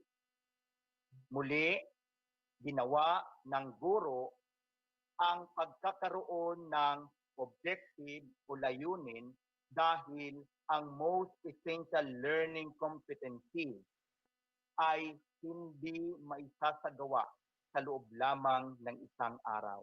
O posibleng hindi makikita ng ating mga mag-aaral ang kahalagahan ng learning competency na ito. Kinakailangang himay-himayin kapag ang most essential learning competency ay masyadong malawak. Muli, para sa ating mga guro, dapat lang natandaan natin na ang ating ginagawa ay para sa ating mga mag-aaral. Nabuo ang pinakamahalagang pamantayan sa pagkatuto para sa araling panlipunan para mapanatili nating maibigay o magkakaroon ng sapat na kasanayan ang ating mga mag-aaral kahit na hinaharap natin ang COVID-19 sa kasalukuyan. Mga guro, tulungan ninyo ako para maging maganda at mapapahalagahan ng ating mga mag-aaral ang kanilang kasaysayan o ang kanilang lipunan. Tandaan, mahalaga ang gampanin ng araling panlipunan sa paglikha ng lipunang aral na siyang pinapangarap nating maging lipunang iran sa bansang Pilipinas. Mahal natin ang Pilipinas, mahal natin ang Pilipino, magtulungan tayo. Maraming salamat po.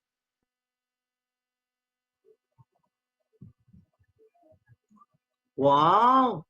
Sir Dan, ang ganda po nung inyong And there, thank you very much po to Dr. Danilo Hinog from DepEd Region 11 for giving us the walkthrough to the milk of Araling Panlipunan. And we would also like to thank all of our dear participants for bearing with us this afternoon, lalo na po sa ating previous presentation for the audio. As much as we would like to do something about it, yun po ay volume ng nasa recorded natin na presentation. So let us move on. Heads up lamang po to all our participants. The attendance link for this afternoon session is now open. Open na po ang ating attendance link, kaya bilisan nyo na. You may now access the link that we are flashing right now on your screen upang ma-record ang inyong mga attendance ngayong hapon. And I genuinely hope that everyone is still alive at this time of the afternoon. And when you feel like you're falling asleep already, remember the prize that is waiting for you in the post-test. O diba? 100 pesos load. Malay mo, may mga questions na manggagaling sa mga sessions natin ngayong hapon. Kaya't gisingin po natin ang ating mga katawang lupa, mga ma'am and sir, dyan sa mga paaralan at sa mga bahay ninyo. Let us all wake up, energize ourselves, and let us watch and listen to our discussion with a big smile on our faces. Let us now proceed to the next learning area, the edukasyon sa pagpapakatao or the ESP. And to give us a walkthrough with the MELCs in ESP, we have Region 11 Education Program Supervisor, Dr. Maria Cielo D. Estrada.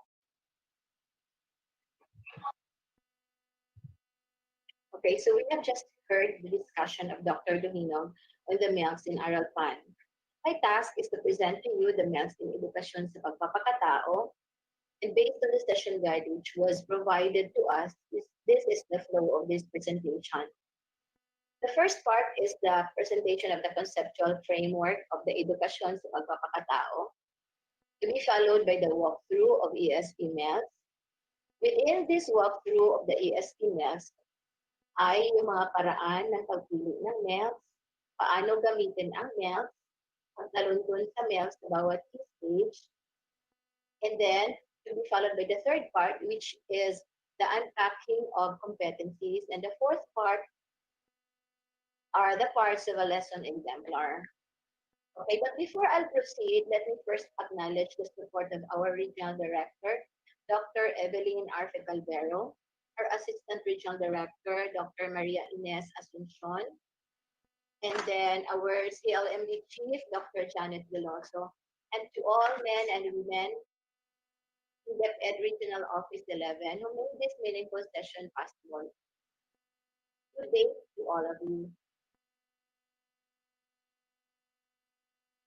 So here are the objectives of this 40-minute presentation. So pagkatapos ng sesyon, inaasahang ang mga kalahok ay nakapag-paliwanag ng mga batayang conceptual ng ESP, tamang paggamit ng mga MELCs sa pagtuturo, pagkatuto, or the teaching learning, tungo sa mabisang pagpapadaloy ng mga aralin sa ESP sa batayang edukasyon. Mga suggested steps in unpacking the learning competencies and mga bahagi ng lesson exemplar, and maybe the most important objective is for the participants na maibahagi ang mga natutunan sa mga kaguruan ng ESP sa kanilang mga STOs. Okay. Ano po ba yung mga inaasahang outcome? If we have those objectives, we will be expecting some meaningful outcomes after this. These are its expected outcomes. The first one is the immediate outcome, which is yung mga kalahok na nakapagpapaliwanag ng malinaw ng paggamit ng mga MELP sa mga pagsasanay at block or the learning action cells sessions tungo sa mabisang pagpapadaloy ng mga aralin sa ESP. The next outcome is the enabling outcome. Ito yung mga gurong tagapagpadaloy sa mga na may commitment sa pag-apupla ng pagtuturo ng ESP sa mga MELP ayon sa konteksto at yugto ng papaunlad, ng pag-unlad rather ng mga mag-aaral. And then the final outcome, mga mag-aaral na nagpapamalas ng mga kaalaman, pag-unawa, kasanayan at pagpapahalaga mula sa mga MELP at mga tunguhin ng ESP asignatura. We know that everything that we are doing in DepEd will surely be redounding or with that objective of having it redound to the benefit of all our learners. So yun siya. Okay. And then, as mentioned earlier, this is the flow of this presentation. The first is the conceptual framework, then walkthrough, and then the unpacking of competencies and the parts of the exemplar. And now, in the past presentation, we've known and we've seen that that are happening in this department right now is because of the COVID-19 pandemic. It is anchored on the premise that we will be exhausting our human capital if we will stop educating our people, if we are going to stop our education system, all our human resource, our human capital, the human capital of this country will be exhausted. So what could be the role of the ESP during this pandemic? There had been scenarios that we've heard, even to the extent of putting aside the ESP and just focus on the other core subjects. That should not be done because we also need to educate the hearts of our learners. We need to educate them. Ang edukasyon sa isip na hindi nagbibigay edukasyon sa puso ay hindi tunay na edukasyon. I hope you will agree with me on that. Okay? And then, ang ESP bilang asignatura is teaching our human capital on how to become human. Nagbibigay ito ng edukasyon sa pagiging ganap na tao. Ito ay tumutulong sa paglikha ng pagkasito ng tao tungo sa pagbuo ng sarili. Sa pagtatalaga lamang ng sarili,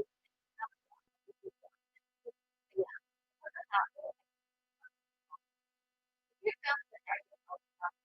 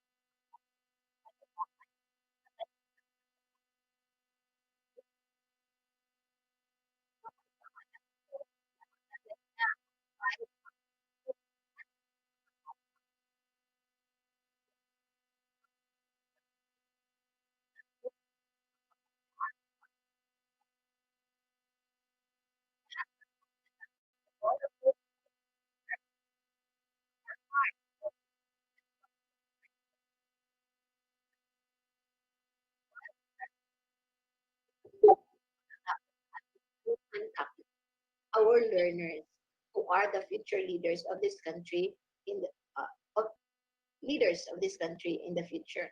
All right. So, lahat ng mga yun ay nakapaloob sa apat na tema. From kinder to grades 1 to 10.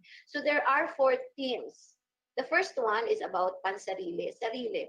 Pananagutang pansarili for theme 1. Theme 2 is for pakikipagkapwa at katatagan ng pamilya.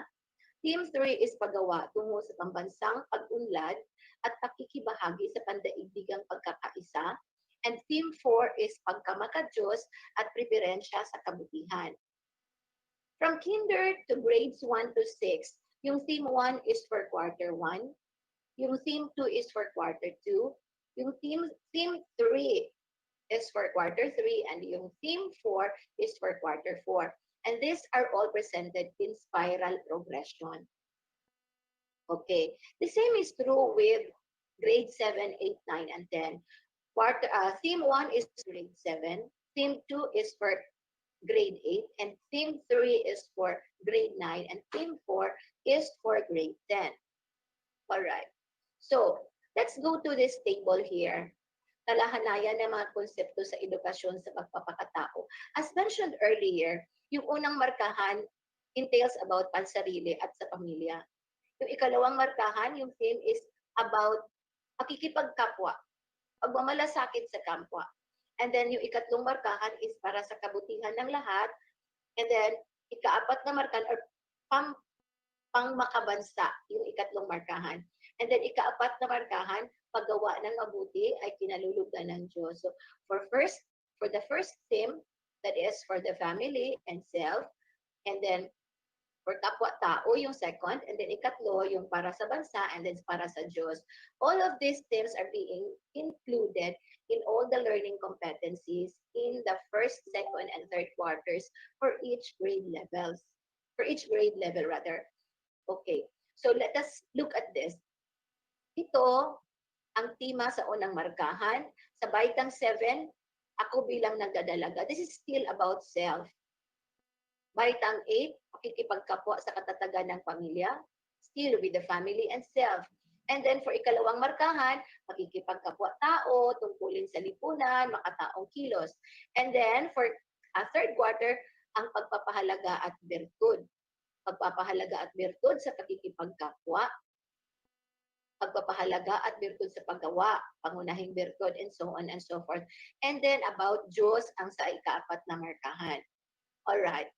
Now let's go to the paraan ng, we are now with walkthrough of MELCs in ASP. As mentioned earlier, this is composed of the paraan ng pagpili ng MELCs, and then paano gamitin ang MELCs at ang pag-aluntun sa MELCs sa bawat key stage. Now let's proceed. Ano nga ba ang konteksto ng mga MELCs for the most essential learning competencies? Ano ang context? Why is there a need for us to have this MELC? Ito ay ginagawa upang matugunan ang mga pangangailangan sa pagtuturo, pagkatuto, or the teaching learning sa panahon ng krisis o emergency dulot ng mga kalamidad or pandemya. This is what is happening right now. Okay? So ano ang mga MELCs? Ano yun? Mga lubhang mahalagang kaalaman, pag-unawa, kasanayan, at pagpapahalaga na dapat matutuhan ng mga mag-aaral sa panahon ng krisis, kalamidad, or pandemya upang maging produktibo at mapanagutang mamamayan. This is declared under the Declaration of Policy or the Section 2 of Republic Act 10533. Ano ang layunin ng mga MELCs?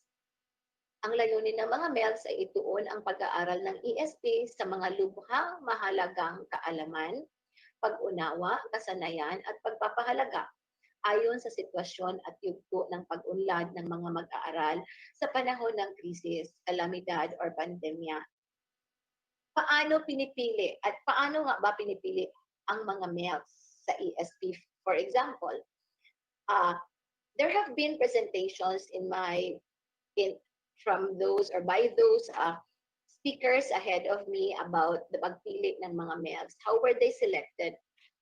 In the case of the ESP team, ginagawa nila ay yung pag-uuri kung essential or desirable ba ang bawat learning competencies. There was deliberation among them, and there was that declaration or pagpapasya, decision making, as to whether or not the identified MELC is pasok sa criteria.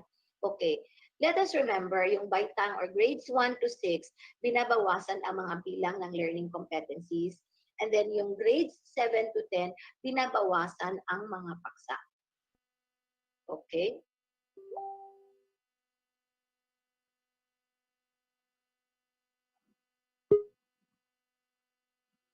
Alright. So, ang learning competencies ay essential. Paano nga ba siya? Bakit siya tinatawag na essential? Kung pumapasok siya or ina-address niya ang itong mga criteria ito. Okay. Standards, this is what we call as ST clips. Okay. Standards for ST, and then letter C is concepts, and then life for L, and then priority for P, and school for S. Pag ang learning competency ay sumasalamin or sinasalamin ang mga pambansang pamantayan sa pagkatuto that addresses the standards. Pag ito ay may kaugnayan sa mga mahalagang konsepto sa ibang asignatura, it addresses the concepts. Pag ito ay nailalapat sa buhay, that addresses life. Pag ito ay lubhang mahalagang pag-aralan nila, ito kung ikukumpara sa ibang LC or lubhang mahalagang pag-aralan dapat nila kung ikumpara sa ibang LC, lalo na kung titigil sila sa pag-aaral sa susunod na taon, dapat itong i-prioritize. So, sa paaralan lamang ito matutuhan kung hindi nila ito matutuhan sa mga magulang at komunidad. So, these are the criteria which will determine or which will help us decide whether or not a particular learning competency is really essential or part of the most essential competencies. And that was what they did in the central office. Kapag kulang o walang katangian ng mga ELC, hindi sila kasali. Alright. So, paunawa lang po, binawasan lamang ang bilang ng mga learning competencies sa baitang 1 to 6 or sa grades 1 to 6 at ang bilang ng mga paksa sa junior high school. Ang mensahe or esensya ng paksa o learning competency. Ano po ba yung mga batayan gamit ng mga taga-central office in charge in the identifying or the selecting of the most essential learning competencies? According to them, ito yung mga criteria sa pagpili ng mga MELs, yung sinasabi kanina, yung ST clips. And then, yung developmental tasks ni Robert Havighurst. Then yung pamantayan sa pagkatuto, yung provided learning standards in the CG, which was issued in May 2016. And then yung struktura ng curriculum. Okay? So, ano yung mga criteria sa pagpili ng mga MELs? Ito yung REL, readiness. Readiness for the next level of learning. May taglay na prerequisite sa susunod na antas ng pagkatuto. And then yung endurance, yung pangmatagalan. Ibig sabihin, or it means to say, that if the learning competency will go beyond or will stay in the heart and mind of the student, will go beyond even after the test or even after a particular activity, which this learning competency is being achieved, tumatagal sa puso at isipan ng bata. That will make sure, that will help us determine na itong learning competency na ito is or will address the endurance test. Okay? The L there is the leverage. May maximum na pakinabang. May maximum na pakinabang sa pagkatao ng bata. Kung ang LC or learning competency na ito ay may maximum na pakinabang sa pagkatao ng isang tao, dapat lang siyang isali as part of the most essential learning competency. Okay. Ano-ano yung mga pamantayan sa pagkatuto or learning standard gabay sa pang-curriculum? Pangkalahatang pamantayan or the learning standards, pamantayang pangnilalaman or the content standards, and the pamantayan sa pagganap, yung performance standards. All of these are provided in the curriculum guide issued on May 2016. We have to realize that bago natin maabot itong learning competencies, dapat kailangan alam natin yung learning standards, alam natin yung content standards, and alam natin yung essential understanding. Dapat yung teacher alam niya so that she will be able to fully understand as to how to arrange the curriculum or how to arrange the activities which she wants for her students rather to pass through or to go through in order for them to be guided as to what learning competency shall they achieve in that particular activities. Okay? So, sa Vitals 1 to 6, ito yung estruktura ng curriculum. In grades or levels 1 to 6, grades 1 to 6, ang mga learning competencies na may nakapaloob na batayang konsepto kahit hindi direktang binanggit ito. Just like here, for example, in grade 1, in the first quarter of grade 1, may learning competency na nasasabi na nakatutulong sa paglinang ng sariling kakayahan ang wastong pangangalaga sa sarili. In grade 3, there is this learning competency sa ikatlong markahan na kapag papahayag na isang tanda ng mabuting pag-uugali ng Pilipino ang pagsunod sa alituntunin ng pamayanan. Okay? Sa junior high school naman, ang 4 na uri ng mga kasanayan sa pampagkatuto for learning competencies sa bawat paksa batay sa 6 na kasanayan sa cognitive process dimensions.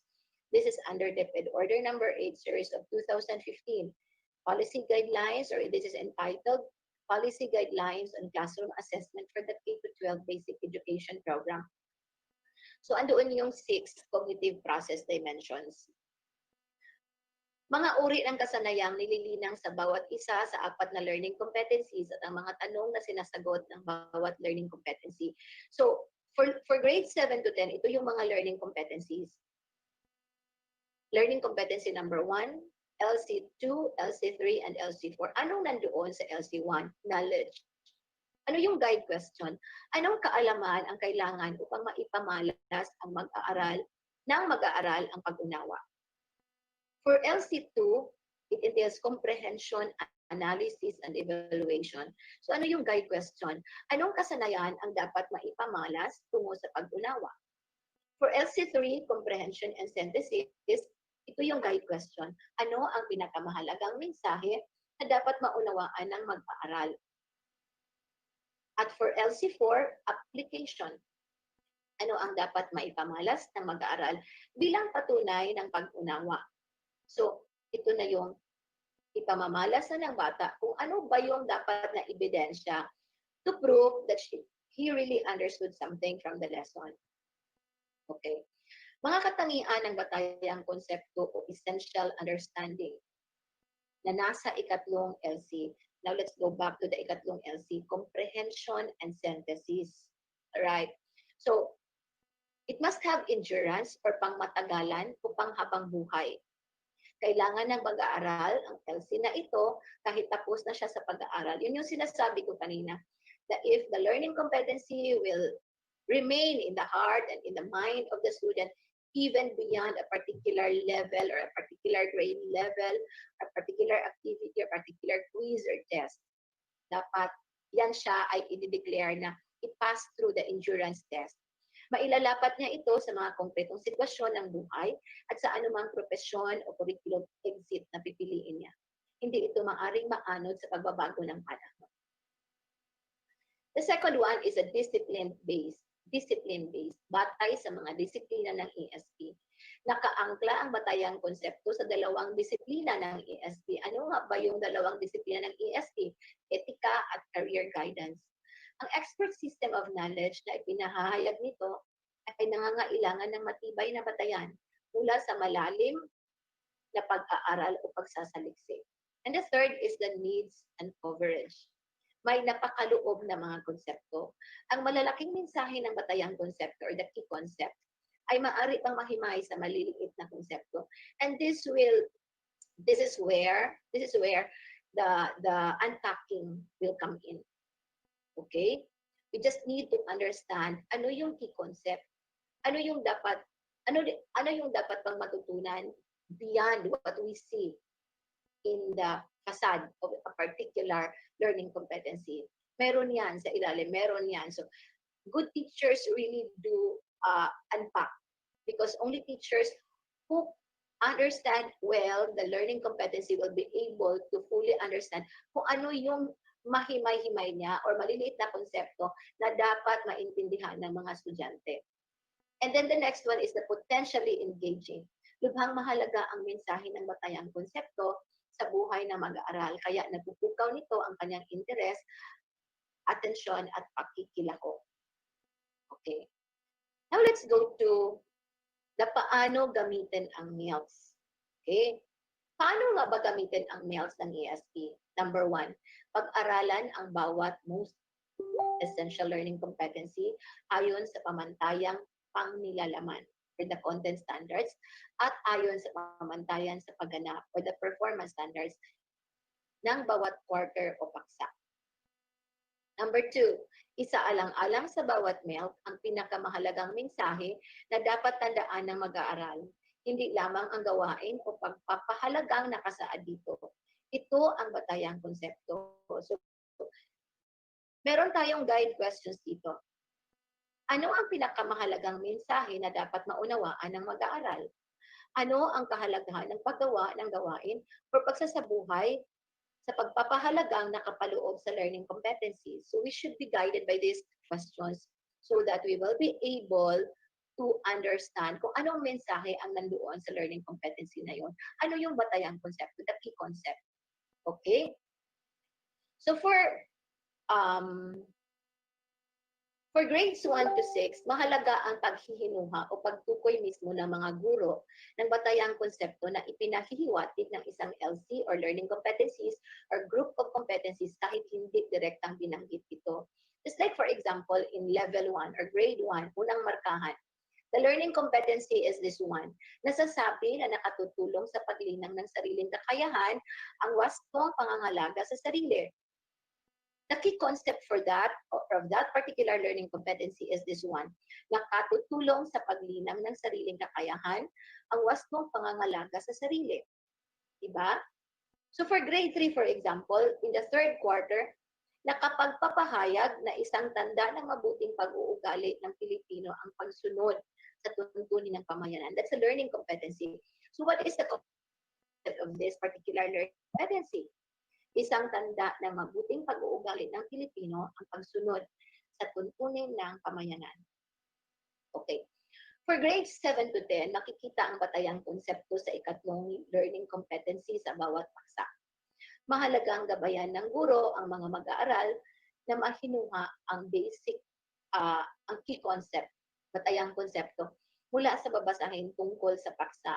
So for example, sa baitang at markahan, grade 7, ikalawang markahan, second quarter, na ipaliliwanag na ang isip at kilos loob ng ang nagpapabukod tangi sa tao, kaya ang kaniyang mga pagpapasya ay dapat patungo sa katotohanan at kabutihan. Ang batayang konsepto or the key concept of this particular learning competency is this. Ang isip at kilos loob ang nagpapabukod tangi sa tao, kaya ang kanyang mga pagpapasya ay dapat patungo sa katotohanan at kabutihan. Okay.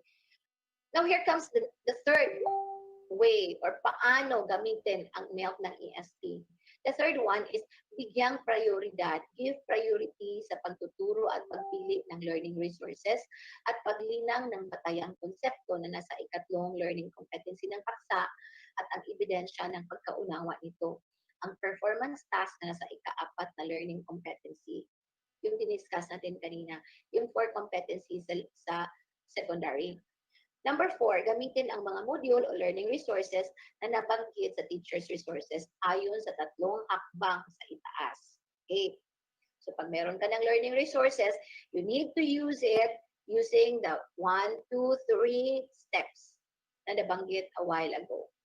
Okay. For grades 7 to 10, maaring gamitin ang mga gawain sa learner's module bilang pagtatasa or assessment ng pagkatuto.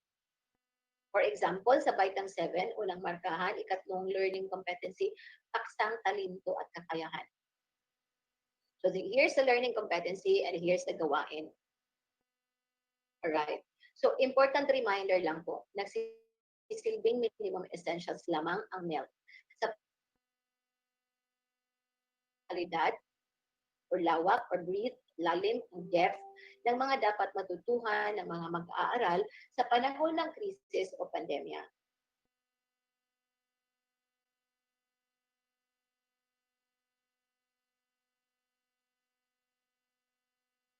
Ng ESP team sa central office, ang nangyayari po doon, merong mga learning competencies na na-enhance or binago,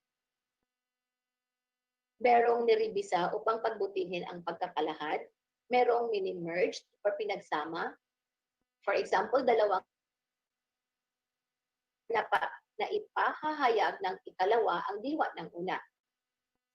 And then merong dinadrop, isinasantabi, LC na hindi sinama sa mga MELC dahil hindi naman ito prerequisite sa mga nauna o sumunod na LC o naulit lamang ito sa katulad na LC. So, in summary, there are 3 things that happened to the previous LCs in the curriculum guide of May 2016. Merong na-enhance, merong na-merge, merong na-drop. Okay? So, here is now the chart ba ito? Or ang tawag nito? Graph, rather. Okay. Comparison between the MELC and the learning competency na nasa curriculum guide, May 2016, yung curriculum guide in May 2016. The red ones are the number of MELCs na gagamitin natin for 2020-2021. Remember, ang MELCs ay gamitin lang during this pandemic. And most probably, we will be using it within the school year 2020-2021. That was emphasized in the briefer ng MELCs. Okay? Yung learning competencies na nasa CG or the curriculum guide of May 2016 are being represented by the yellow ones. Okay? So as you can see, for grade 1, there were 21, but in the MELC now, there are just 17. In grade 2, there were 24, and then sa MELCs ngayon, meron na lang 23. For grade 3, there were 17, ngayon 17 na lang. 22 sa grade 3, and then 17 na lang ngayon. And notice that in number 4, hindi nawawalan or hindi naman nadadagdagan. 13. For grade 5, 31 down to 17. 27 rather. For grade 6, 13 down to 12. Then for grade 7, 64 to 44. For grade 8, 64 to 52. And then for grade 9, 64 to 51. And then for 64, from 64, for grade 10, nagiging 56. So notice na maraming nawawala sa 7, 8, 9, and 10. As mentioned earlier, binabawasan yung paksa. Binabawasan yung paksa sa secondary for grade 7, 9, and 10. Alright. So ito yung detalye. Bilang ng binago, pinagsama, isinantabi ng mga MELCs. This will be provided naman to the trainers who will be doing this in the SDO level. So for example, in Baitang 1, in level 1, in grade 1, there were 21 in the May 2016 curriculum guide. Walang binago, walang pinagsama, pero may isinantabi. So there are only 17 number of MELCs, total number of MELCs for the school year 2020-2021. And the percentage compared to the previous CG, 81% of MELCs are being carried over from the CG of May 2016. So another example, for grade 3, there were 22, walang binago, walang pinagsama, pero may isinantabi, naging 17 na lang. Alright. For grade 2, there were 23, may binago. Curriculum, learning competency 9, 10, and 11, binago siya, ni-revise lang siya, pero walang pinagsama, walang isinantabi. So it makes 23 MELCs for grade 2. Alright. For grade 7, walang binago, walang pinagsama, pero maraming sinantabi. For grade 8, walang binago, walang pinagsama, pero maraming isinantabi. For 2016, alright, wait for a while. Mahalagang paunawa, sa paggamit ng MELCs ay kaayon sa napapanahong krisis o pandemya. Ang mga milk ay magsisilbing minimum essentials, ngunit hindi dapat isakripisyo ang kalidad. This has been mentioned earlier, the lawak and the lalim ng mga dapat matutuhan ng mga mag-aaral sa panahon ng krisis o pandemya. Kaya inaasahan pa rin ang pagpupusa, dedikasyon at commitment ng mga guro, gabay ng mga tagamasid at pagpapatupad ng mga milk na ito. So here's another example for grade 1. Pamantayan sa pagkatuto, anong ginawa ng mga members of the deliberating team doon sa central office? For example, tungkulin sa aking sarili at pamilya. Ito yung learning standards. And then for the first quarter, merong learning competency na nakikilala ang sariling gusto, interest. Look at this, pinanatili ito. Ang dahilan is tumutugon sa mga criteria ng endurance. And when you say endurance, na-mention na yan kanina, yung mga learning competencies that remains in the heart and mind of the learner, even beyond a particular test or a particular quiz or particular activity. Okay? Now let's go to the unpacking of competencies. Much have been said about the unpacking of competencies. I am so sure that a lot of my co-supervisors in the CLMD have mentioned already about unpacking of competencies. So I found it proper that I am just going to present to you a particular content of an article that I have read last night about why we should consider unpacking the competencies. So here are those answers, or here are the answers of that particular question. Number 1, teachers who do the work to unpack standards or learning competencies are the ones who understand them. Meaning to say, yung mga teachers na gumagawa ng unpacking, medyo sila yung mas lalong nakakaintindi doon sa particular learning competencies na yun. Understanding all of the standards learning competencies helps teachers wisely choose the essential or power standards. Identification of the depth of knowledge required of the standards leads to more thoughtful lesson design. Laser-like focus, take note, laser-like focus on the standards and team-created common formative assessments go hand in hand. And then the unpacking process keeps the focus on all students learning at high levels. Why? Because parang the competencies are given in a staggered basis or inuunti-unti, hinahati-hati, hindi siya involved. So if the teacher has the capacity of unpacking, let the teacher do the unpacking or let her unpack, because that will benefit or that will redound to the benefit of the learners. These are the suggested steps in unpacking learning targets or learning competencies. Suggested lang po. Number 1, read the standards as a team. So work with your co-teachers. And then circle the verbs, underline the nouns and noun phrases, determine the number of targets found within the standards, write as separate learning targets, remember to keep the core language intact at all times, do not omit any part of the standard, determine the depth of knowledge required of the standard, pull the academic vocabulary from the standard, unpack all of the standards before digging into how the standards will be taught and assessed. That's good. Read all of the unpacked standards to determine the standards you will prioritize. So I hope this will help us in the process of unpacking our learning targets or learning competencies. Okay? Now let's go to pagtatalunton sa bawat parts of a lesson exemplar. All right. So in the previous activity of the CLMD last week, we had our orientation in the development of learning resources or on the development of learning resources that was given by Dr. Almasan. And these are the parts of the lesson exemplar, which was also part of the discussion which was made by Dr. Almasan.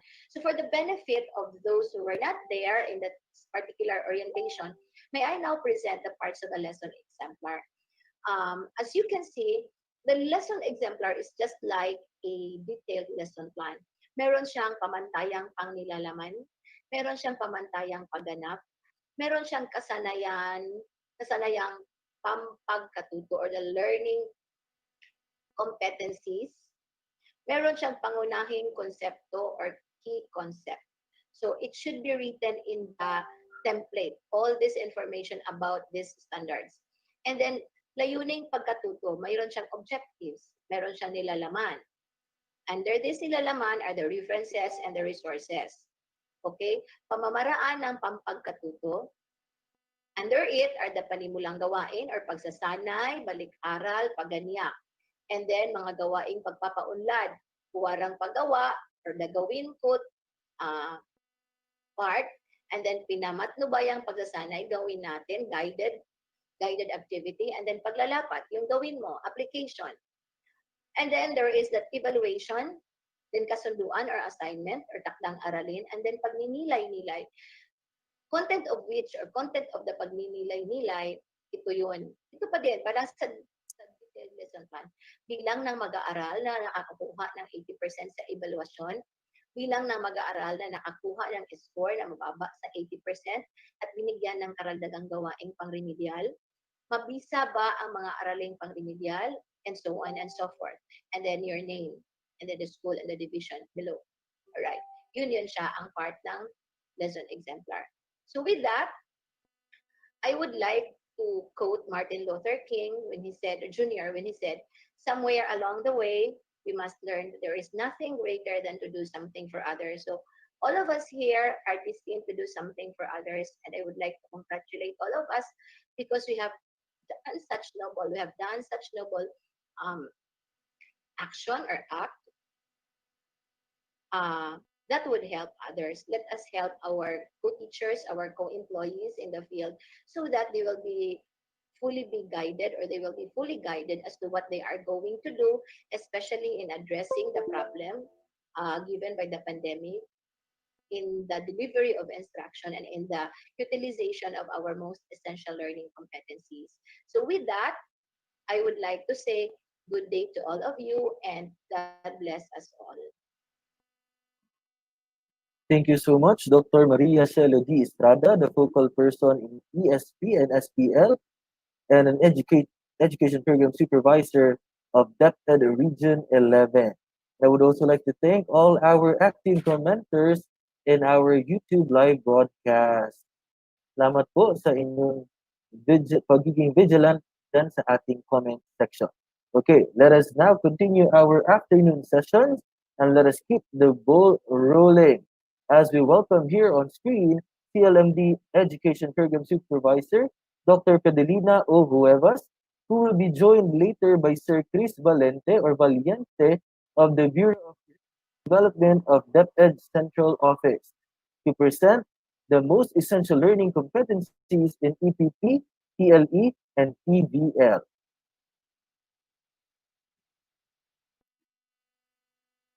Please allow me to introduce to you the most essential learning competencies for EPP, TLE, and TVL.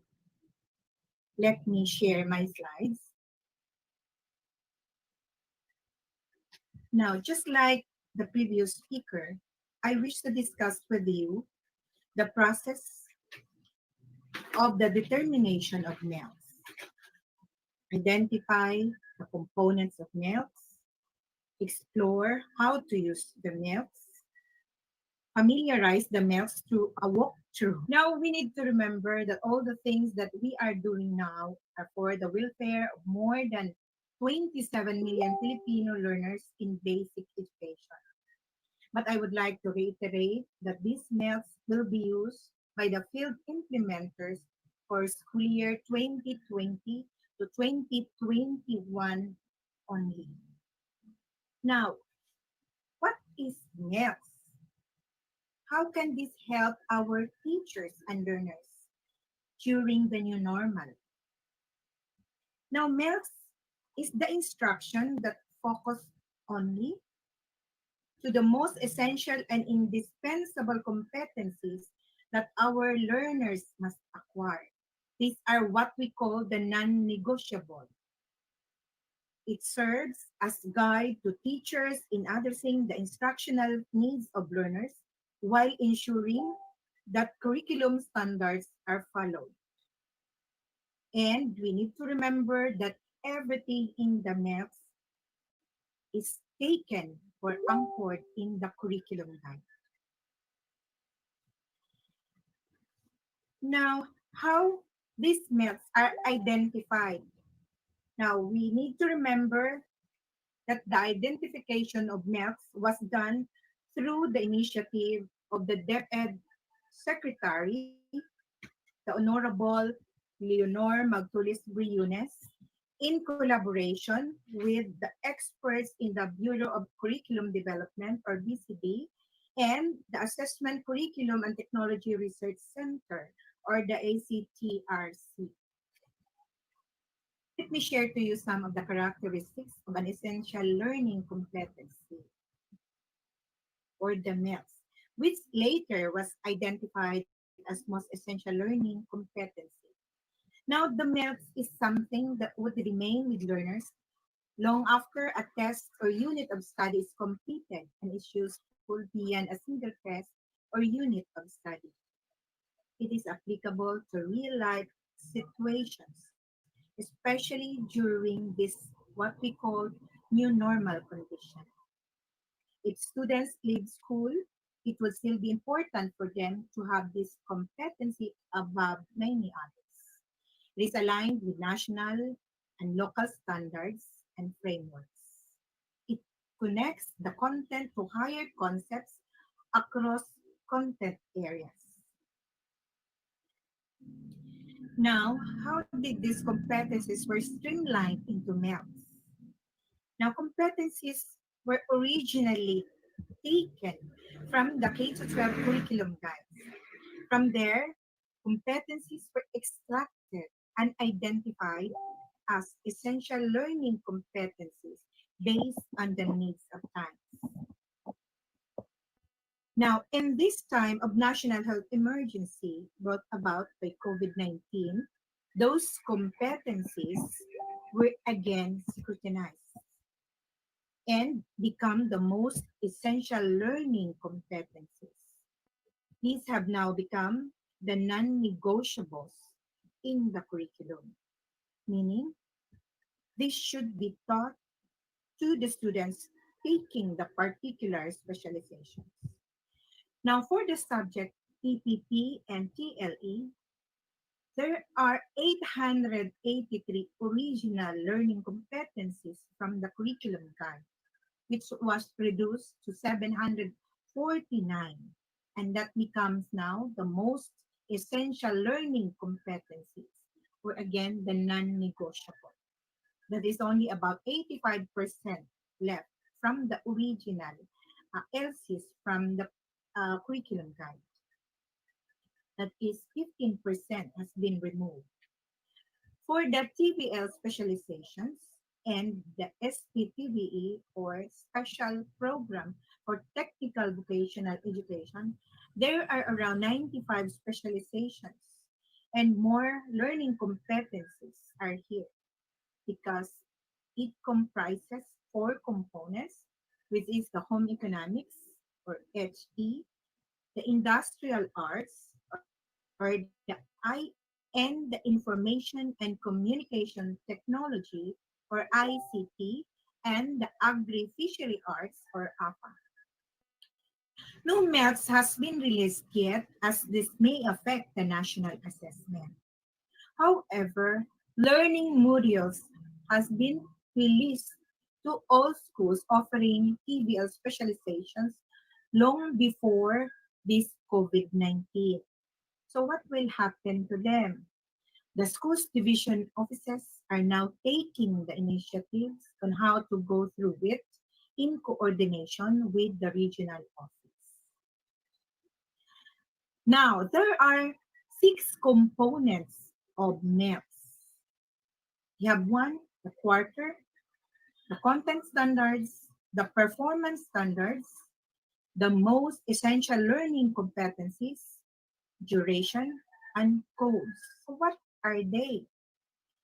Quarter refers to the time or period where topical coverage of a particular subject in a grade level is given. It is located in the first column in the MELS. You can see the red one. And next is the content standard. It identifies and sets the essential understanding that should be learned in a specific period. This covers specified scope of sequential topics within each learning strand, domain, theme, or component. Content standards answer the question, what should the learners know, do, and understand? It is located in the second column of the next. Next is the performance standards. What is performance standards? This describes the abilities and skills that learners are expected to demonstrate in relation to the content standards.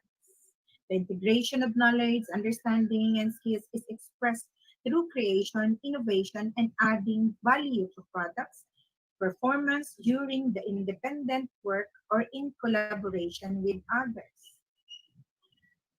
Now, as teachers, we teach our students how to learn. So the performance standards can tell what can learners do with what they know. How well must learners do their work? How well do learners use their learning or understanding in the new normal situations? How do learners apply their learning or understanding in real life context? What tools and measures should learners use to demonstrate what they know? It is located in the third column of the MELS. Next is the most essential learning competencies. This refers to the knowledge, understanding, skills, and attitudes that students need to demonstrate in every lesson or learning activity. It is located in the fourth column of the MELS. Next component is the duration.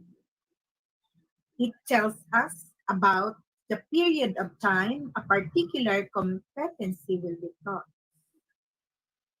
It is located in the fifth column of the MELS. Next is the code. Now, this was initiated in order to identify learning competencies that are connected and exhibited spiral progression. These ELSEs hear the same code number and is connected to the Learning Resources Management and Development System. This is beneficial for the school heads and supervisors in monitoring the pace and progress of the lessons delivered by the teacher. It is located in the last column of the MELS. Now, it can be easily understood this way. PLE is the subject. DM, which stands for dressmaking, is the specialization. 9 stands for the grade level. SK stands for the lesson or skirt, because the students will be sewing skirt. And an I stands for quarter. The AC stands for the week, or A, B, C, week 1, 2, and 3. And 1 refers to learning outcome number 1. The XE here refers to the home economics. That's all. Thank you very much. And to unpack the MELS, we are lucky to have with us today the Senior Education Program Specialist from the Bureau of Curriculum Division, or BCD, of DepEd Central Office. Please help me welcome Mr. Christopher Valiente.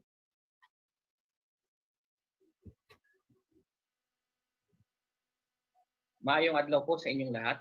Ako po si Christopher Valiente mula po sa Bureau of Curriculum Development.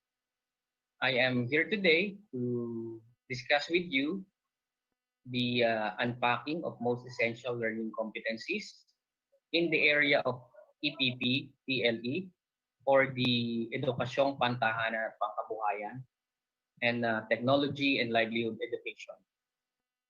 First and foremost, I would like to acknowledge the people from DepEd Davao region. First, Ma'am Evelyn R. Petaldero, the Regional Director. Next, the Chief Education Supervisor of Curriculum and Learning Management Division, Ma'am Janet. And of course, our friend from Region 11, the Regional Supervisor of EPP, TLE, and TBL, Ma'am Pedelina O. Huevos. I'm sure that Ma'am Inday have already discussed to you some of the premises as regards the utilization of most essential learning competencies in this area. So to continue,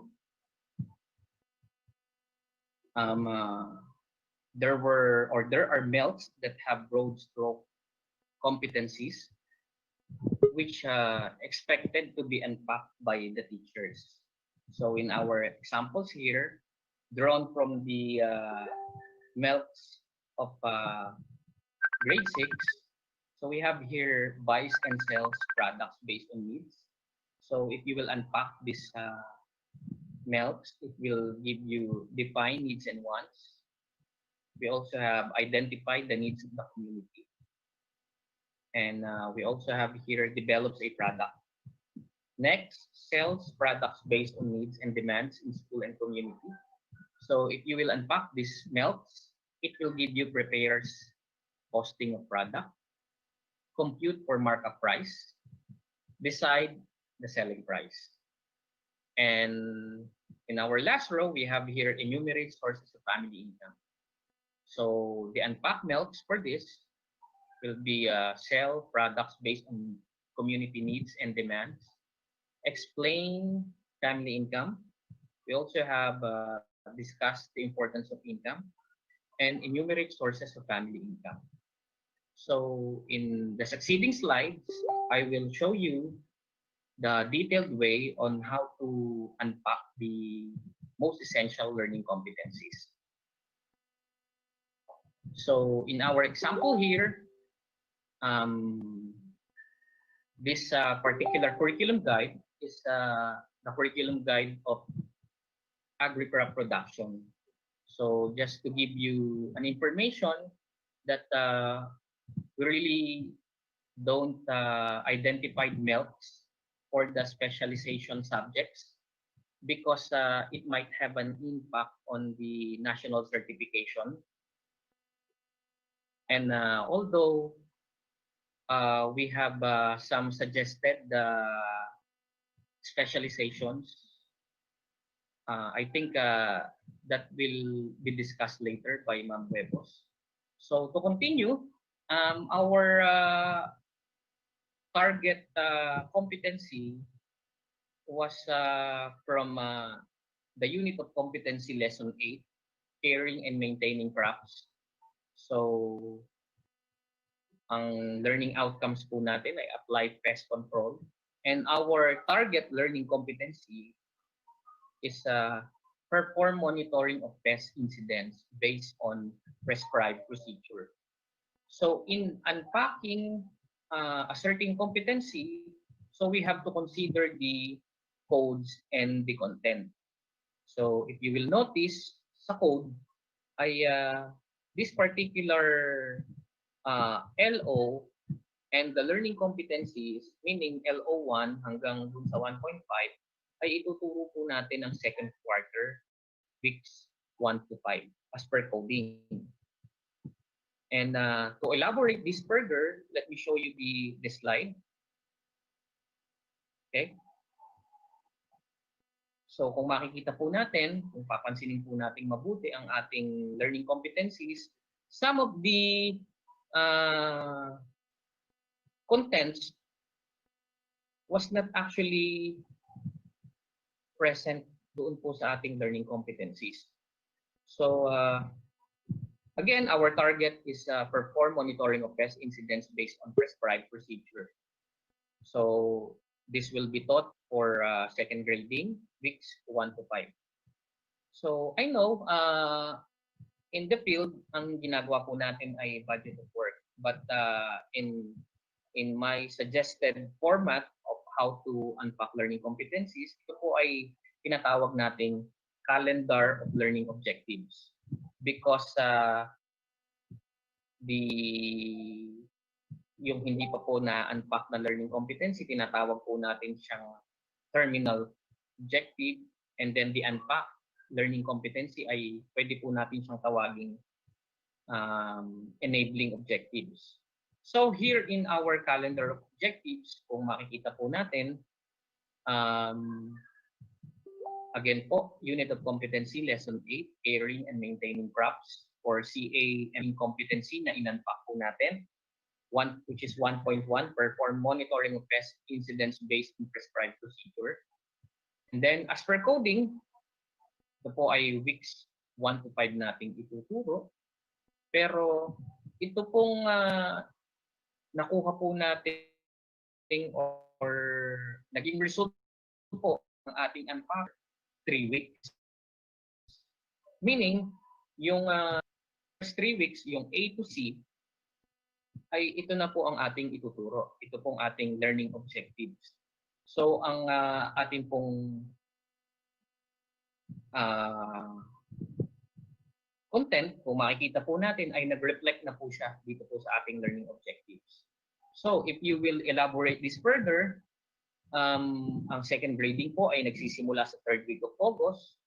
So, kung makikita po natin yung duration o yung hours per day, yung mga madadali na learning competency, hanggang doon po sa identify the different types of pests, mollusks, ay ituturo lamang po natin ng 1 hour. So, kung titingnan po natin dito, yung atin pong week 3, which is equivalent to 8 hours, ay naituro na po natin yung learning objectives 1.1.1 hanggang pong 1.1.7. And as I mentioned earlier, yun pong ating content ay present na po sa ating learning objectives. And then yung discuss the safety procedures in monitoring pest incidents. So binigyan po natin siya ng 2 hours because kung titingnan po natin sa Bloom's Taxonomy of Verbs, ang discuss po ay nagpo-fall na siya sa application level. Okay? So kaya medyo mabigat po yung ating duration. And then for week 4, yung record pest incidents in the locality because matagal-tagal po yan ang pagre-record ng data or pag-gather ng data, especially po doon po sa context ng bata, binigyan po natin siya ng 8 hours or 1 week. And then of course, the reporting of the result monitoring of pest incidents in the locality ay 8 hours din po, or it will be taught in September week 1. So medyo matagal po yan, kaya po almost 1 week po yung nilagay natin. Again, these hours per day, ito po ay suggestion lang po. Meaning, you can contextualize this or we give you the leeway on the duration, but as per the identified MELCs, these are non-negotiables if you would see or if you read the briefer of these MELCs. So, yun lang po. I think that's the end of my discussion regarding the unpacking of most essential learning competencies. And the rest of the slides will be discussed by the regional supervisor, Ma'am Huevos. Muli po, maraming salamat, and we hope that you are positive with regards to the learning continuity plan of DepEd, na hindi po dapat nawawala ang education in these trying times because education is the key to success. Maraming salamat po sa inyo.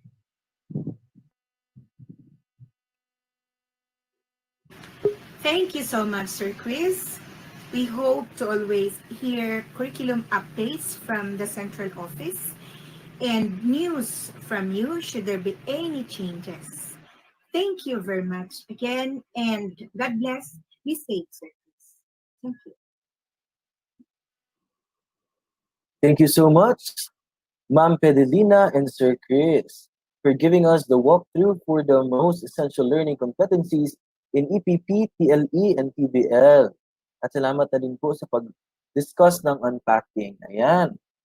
So now, before I announce or to introduce our last presenter for this afternoon, isang shoutout lang po to Ma'am Maria Narcisa Galiasa. Shout out po sa iyo, ma'am. Good afternoon. And sa lahat ng mga nasa Sawata National High School, San Isidro District family. Hello po. And to Sir Arnito Calio Jr. from Limbaan National High School. Ayun po. And like what I was saying, I am about to introduce our last presenter for this afternoon. Kaya wag na po kayong mabagot because we are about to end our afternoon sessions. Do not forget to type in your questions in our comment section below because right after this session, we are going to proceed to our open forum. Allow me now to welcome on screen to present the most essential learning competencies in MAPE learning area. We have the regional EPS, Ma'am Jesselyn B. De La Cuesta.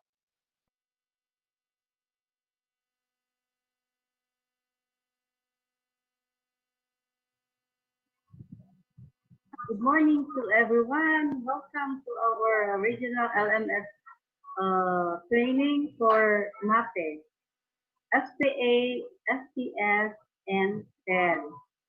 But before anything else, I would like to thank our regional director, Director Evelyn Catandero, our assistant regional director, Ines Asuncion, of course my Chief Janet Veloso. And I would like also to welcome my counterpart or the chief of all officers for the curriculum.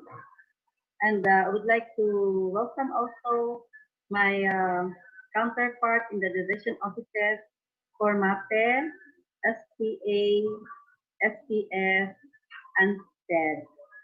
So to division counterpart from Davao City, we have Dr. Elsie Gagape, Sir Kagape, Sir Sigaino, Sir John Galan. For Panabo City, we have Apolinario Macabulos, Sir Ray de Ocampo, and Sir Ray Carlong. For Tagum City, Sir Isaias Maguyop, Sir Darwin Suyat, and Sir Edgar Tangalang. For Davao de Oro, we have Sir Dexter Pequeña. For Davao del Norte, Miss Rachel Makia and Miss Marlene Publico. For Digo City, we have Sir Angel Bisaga Jr. and Ma'am Arlene Barba. For Davao del Sur, Sir Aldous Bodiki and Ma'am Sherilyn Cometa. For Davao Oriental, Occidental, we have Sir Rodrigo Milay, Miss Irene Caballero. For Davao, for Mati City, we have Sir Jude Pariolin and Leia Pariolin. For Davao Oriental, we have Sir Bernabe Basilisco and Ma'am Connie Wong. And from the Island Garden City, or Igacos, we have Sir Romulo Eliseo, Ma'am Arlene Lobrado, and Ma'am Lourdes Manlangit. And of course, I would like also to welcome all the participants, the teachers of MAPE, SPA, SPS, and TED. But I will explain to you what is MELT all about. So the Department of Education Region 11, in light of the COVID-19 pandemic and the consequent shortened academic year, the Department of Education through Bureau of Curriculum Development and the Curriculum Standard Development Division has produced a list of the most essential learning competencies. So it was done in order to ensure that the grade level standards, along with the corresponding content and performance standards set for each learning areas, are still attained. In the process of identifying the MELT, the endurance criterion was used as the sole determiner, guided by the requirement that the learning competencies or the LPs be useful in lifelong learning. The group of specialists in charge of the MAPE curriculum recognizes the role of the subject in providing the physical, health, cultural literacies, artistic expression, skills necessary in acquiring the knowledge and values to live a more meaningful life. Further, the MEF is identified are those that work in close association in other competencies in other subjects, thus maintaining the curricular quality of integration. So this is the most essential learning competency matrix or the MEF. For MAPE, music, art, and physical education. So first question, what is MEF? So MEF is the most essential learning competency. It serves as reference to assist the teachers in identifying the most important learning competencies to be developed, acquired by the learners and must be prioritized in this crisis situation. MELC are praised, and deemed essential learning competencies in the achievement of content and performance standards. Remember, MELC is school year 2020-21 only. Kasi meron nga tayong COVID-19. So, here's the sample of the MELC for music, art, physical education, and health education. For example, for grade 2 and grade 2 quarter 2, to demonstrate the melodic contour with movement. Nirephrase ito ng demonstrate melodic contour through movement, music writing, may it be in paper or air, and visual imagery. The same with the art, physical education, and health education. So as a general rule, learning competencies are retained. When we say retained, it is satisfies the endurance criterion, which greatly contributes to lifelong learning and is a prerequisite skill to the next grade level. Some are merged or clustered if they have the same objective of learning intentions that can be combined into one comprehensive learning competency. Some are dropped if they are too specific and the articulation is similar to that of learning topic here. Deemed appropriate to be introduced in the earlier quarter or grade level or moved to a later quarter or grade level. So some are dropped. So we said before, some are retained, some are merged, some are dropped, but some also are rephrased. Ibig sabihin, simplified. The process of identifying the male. So we have the K-12. Of course, we know the K-12. And then, after the K-12, nahimay-himay pa talaga yan for the essential learning competencies. And then, dahil lang sa pandemic, at nagiging final MELC or the most essential learning competencies. So the K-12 essential MELC is here. The MELC is not a departure from the K-12 curriculum. The standards are the same. They are retained. That it focused on the attainment of the 21st century skills. And of course, the codes and the tags are retained for the merged and retained competencies. All learning areas will be taught. So we have here the current CGs versus the MELT. So for the total of all the subjects and the all grade levels from grade 1 to senior high, we have the current CGs of 14,148.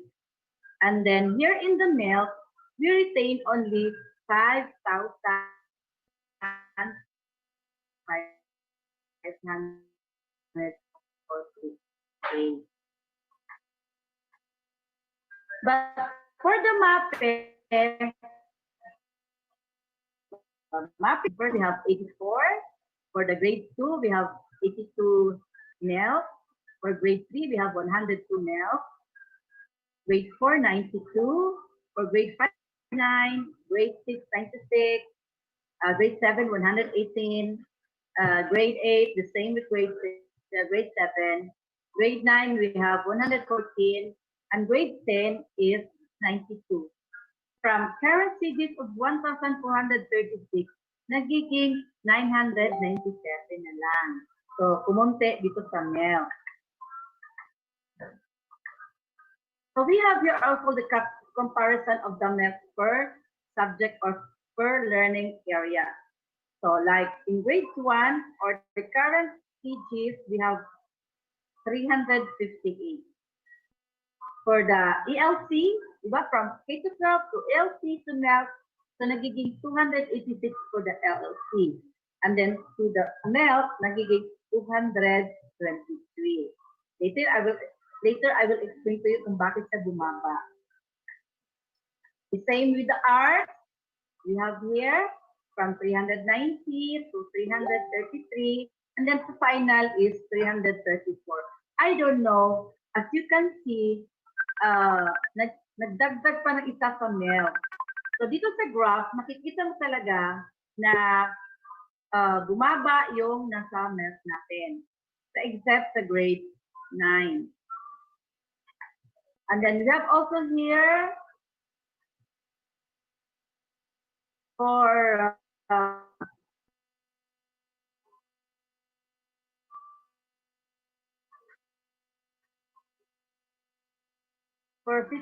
physical education, and the final MEL is 165. And also for the health, so we have here the 339 for the current CGs, so the ALCs 295, and for the MEL it is only 276 MEL. So for field implementers like the SPOs, you are encouraged to contextualize the most essential learning materials in order to accommodate the varying context of learners, teachers, learning environment, and support structures, considering both the content and the performance standards. So, how to use the MEL? Here's a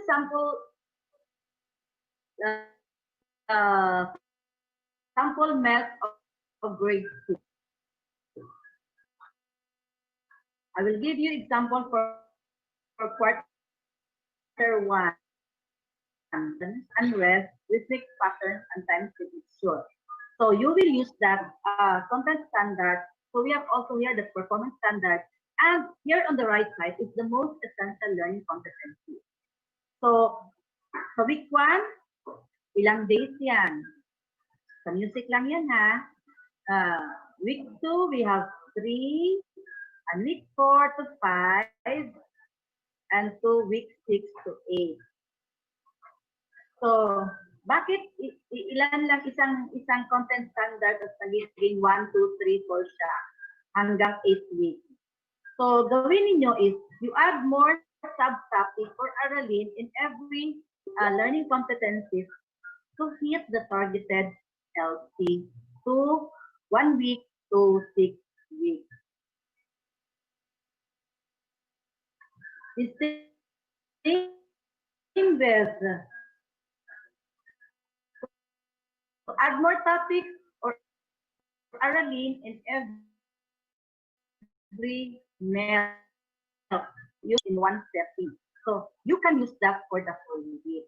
You add on aralin in every meal. Okay? So the same with the uh,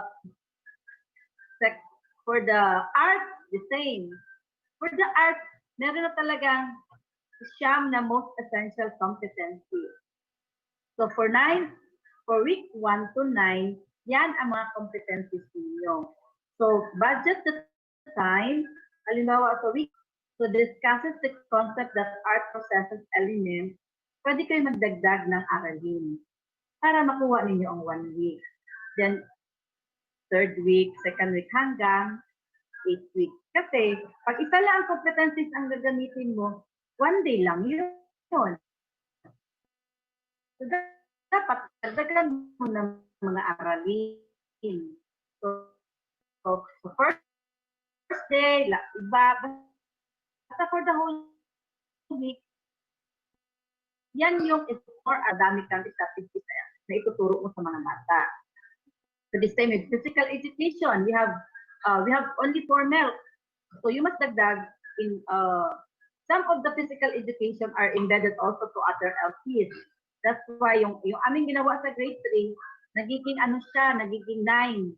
Yung isang competency siya, meron siyang marami siyang modules na ginawa namin.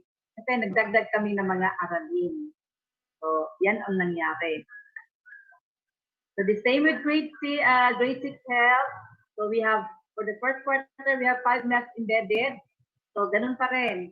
So week 1 to 3, dalawa describe personal health issues and concerns and demonstrate self-management skills. So gagamitin mo yan or gagawin mo yan in week 1 to 3 weeks. So sabihin, you dagdag more activities, more aralin. Okay. So the same, so we are finished with, we're done with grades 1 to grade 10. This time, we will tackle also the senior high school for grade 11 and 12. Iba yung senior high school kagaya sa atin kasi meron silang kumbaga first semester. Yung first semester nila, kumbaga kung sa ating elementary and junior high, para siyang first and second grading. And then the second semester, nagiging para siyang for grade 11 and 12, we have the physical education and health. So, yung tinatawag nating HOPE, Health Optimizing Physical Education. So, we have also here. So, for grade 11, physical education is on first semester or first and second quarter. And then, here's the example or sample milk for grade 11. The same with elementary and junior high. Pero iba lang talaga ang kanilang parang grading, first grading, ang tawag sa kanila ay second semester, first semester. Okay, so ganun pa rin. First quarter, meron silang 9 milk. So hanggang ilang weeks yan? Hanggang week 1 to week 10. So sa second quarter natin, 7 milk. So sa 7 milk, meron tayong 7 milk week 2 to 10. So, kailangan you must dagdag. So, the teacher talaga ay dapat meron siyang strategy na magdagdag siya ng aralin para sa isang araw, meron siyang gagawin. Hindi yung isang milk lang gagawin niya. The following day, wala na siya. So, dapat i-plan niya, i-budget niya kung ano ang kanyang ituturo for the whole week. Isang competencies, tagtagin niyo yan para dagdag aralin. Okay. For grades 12, physical education is on second semester or third and fourth quarter. So the same sample. So the third quarter, 7 milk, and 4 weeks in every week. So this time, we'll be going to discuss the competencies of grade 11 and 12 for sports track. So nakasama pa rin natin sa MAPE ito, pero senior high lang sila. So sa sports track, iba sa kanila, meron silang mga iba't ibang mga topic na kaagad. Like sa grade 11, they are more on the following topics like safety and first aid, human movement, fundamentals of coaching, sports officiating and activity management, psychosocial aspects of sports and exercise, and fitness testing and basic exercise programming. Itong physical fitness testing natin, meron tayo niyan sa elementary at high school. And it can be magbigay tayo before, binibigay natin yan sa July. Pero ngayon, dahil wala pa tayong face-to-face, so gagawin yan sa bahay. Meron din tayong ginawa na physical fitness na video. It will be given to the whole of Region 11 division, courtesy of, naka-assign po dyan, courtesy of the Davao del Norte division. So I would like to thank Ma'am B, Sir Chief Mogis, and of course Ms. Bissell, the coordinator of that project. And I would like also to thank the teachers and the models and the actors for that video. So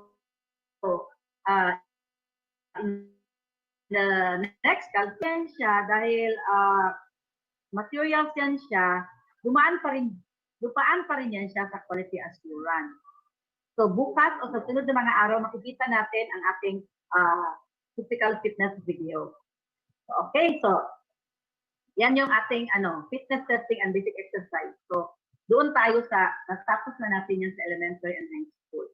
For the grade 12 sports club, so ang kanilang topic naman ay fitness, more sports, and recreational leadership. So maybe the next day, meron din tayong mga lesson exemplars na ipapakita sa inyo sa mga selected nating mga trainers. Hindi ko na muna sabihin dito kung sino yung mga trainers natin, pero makikita natin sa susunod ng mga araw. Okay. So the same pa rin sa first semester, 7 to 17 weeks.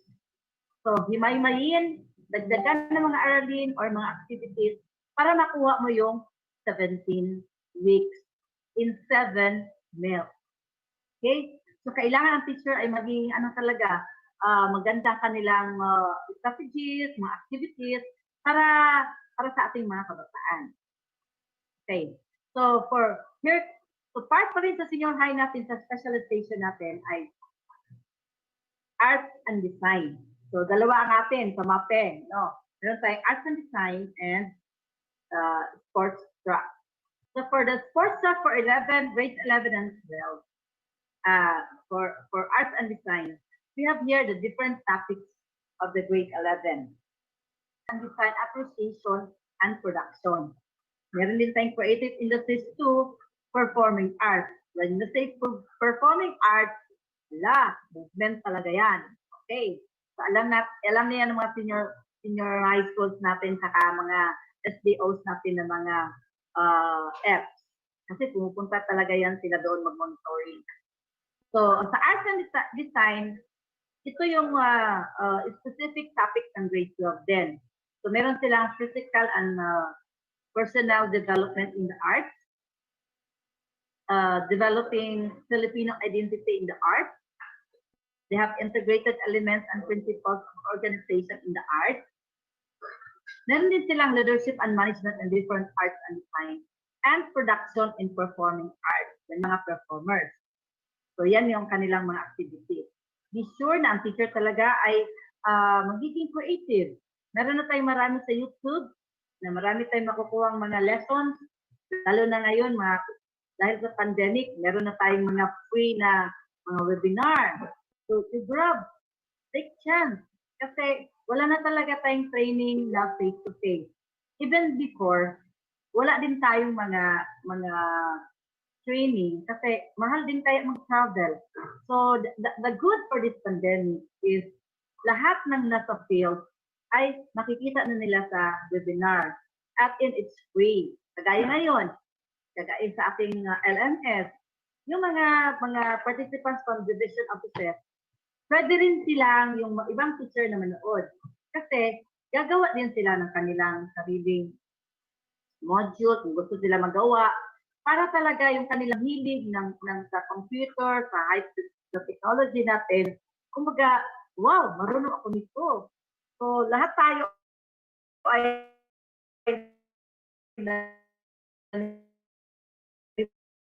bago. Exact talaga mahilig sa computer or literary. Even the teachers, even the tayo, mga supervisors, talaga naninibago din tayo sa ganitong mga training. Pero exciting, di ba?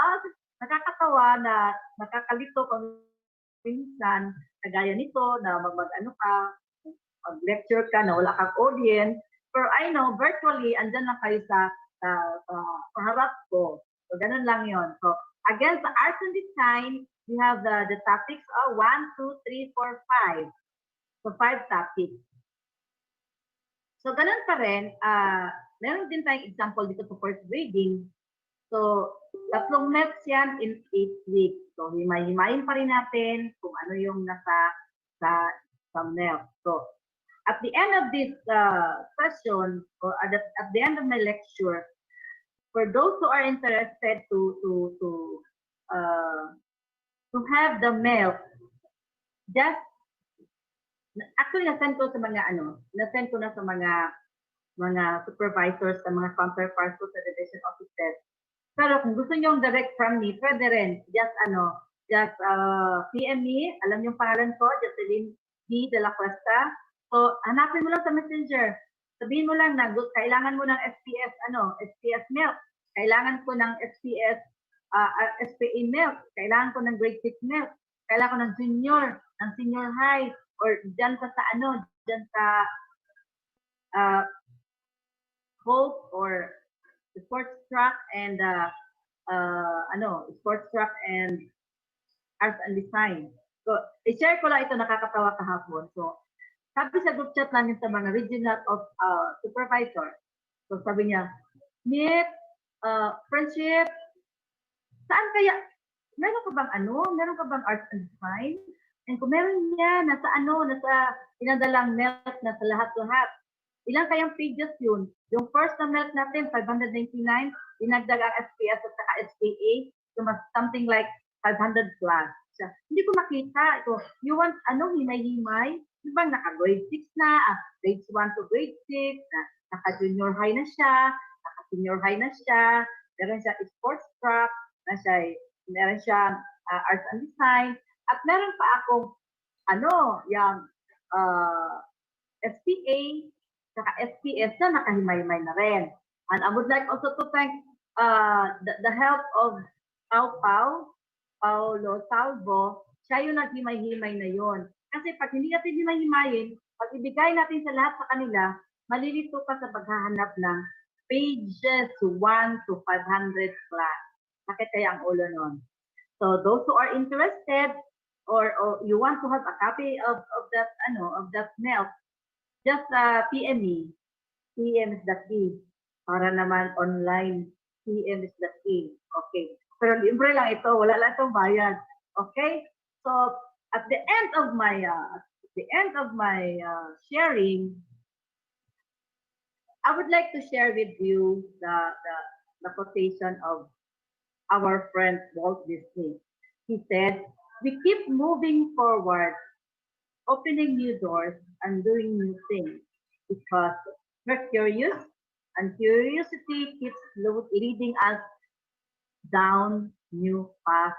Di ba, mga bagong mga pamamaraan? So, natapos din natin pala yung, paano ba ito magpasok sa webinar? So, pindot-pindot siya. Anong link? Nakakatawa, nakaka-enjoy. So, ganun din. Another thing we have here, don't fear of the technology. Just embrace it. By Anthony J. D'Angelo. So, huwag kayo matakot. Kasi noon dati-dati, matakot din ako dahil baka yung aking pindutin, ma-erase lahat yung aking file. So, explore lang talaga tayo. So, kagaya sa mga lecture natin, yung kahapon, so, para ba, paano yan?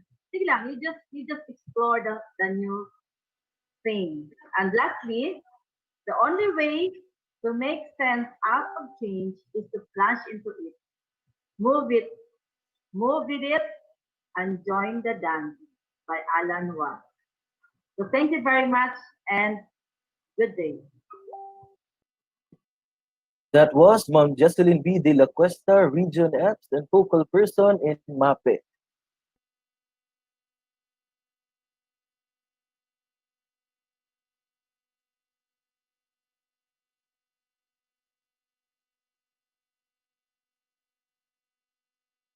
Question na.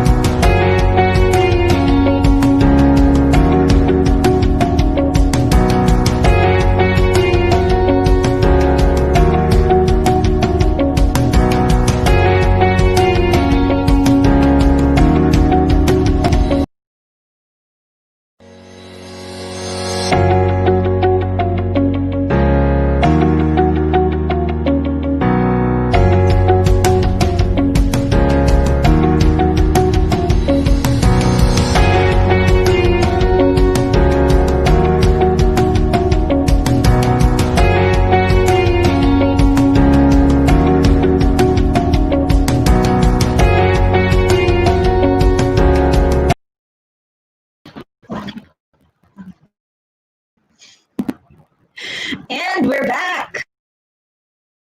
Kumusta ang mga teachers natin dyan? Kaway-kaway, nandyan pa po ang ating mga teacher participants? Medyo static yung audio natin. Nagbo-buffer. Daghan kayong salamat no sa ato ang mga teachers nga naagihapon nagatanaw sa ato ang live streaming karon sa ato ang training kay murag nanggamay na jud ang ato ang viewers this time. So ma'am, update on the attendance. We only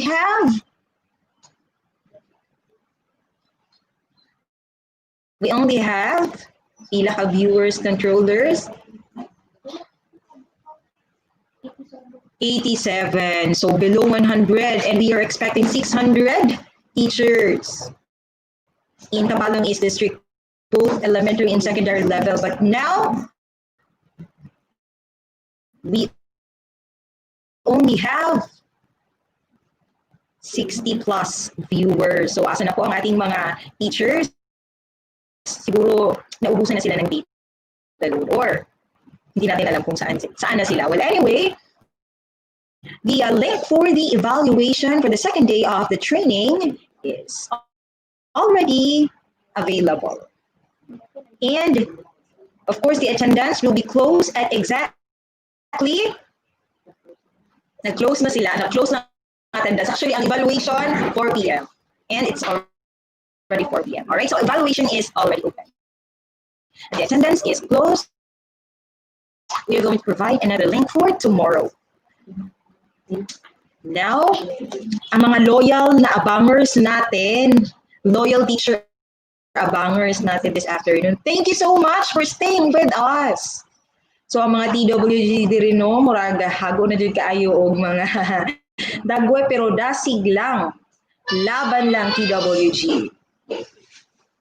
So, this time, I'm going to reveal the early bird awardees in the afternoon session. Please flash it on screen.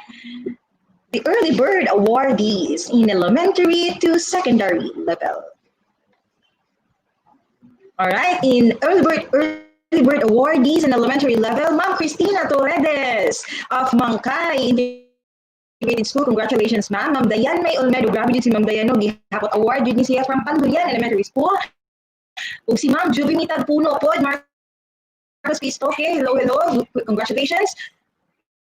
Ma'am Christian Grace M. Batibot of Panduyan Elementary School, and Ma'am Cheryl V. Ortiz of Gupita Integrated School. Congratulations, you are our this afternoon's early bird awardees. Let's proceed to the junior high school level.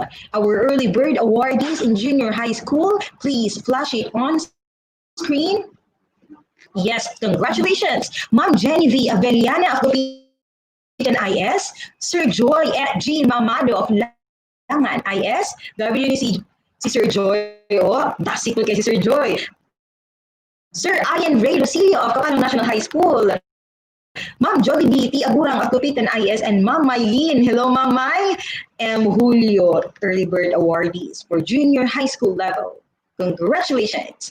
Now let's proceed to the senior high school level. Puros lang gihapon, taga Kapalong National High School. Kudos Kapalong National High School. Congratulations, Ma'am Jean Lea G. Tere, Ma'am Annaliza or Annalizel Hinco, Sir Edward Lagit, Ma'am Sheila May Vispo, and Sir RG Abelio. So they are our early bird awardees in senior high school level. Congratulations, everyone. Katong mga early bird nato magitawag from day one, of course, you are going to expect a cash, joke lang. So you're going to expect surprise prizes. Abang-abang lang tayo kung di mo tagan or nakalimtan mo or whatsoever, pero hindi na pwede nung mga makalimtan. Pero kung wala mo nakalitaan, lang ang isa sa members sa TWG, hala, sila dyan ang makabayadan. Well, joke lang. Again, don't forget to our breakout session for tomorrow. So breakout session na po tayo tomorrow.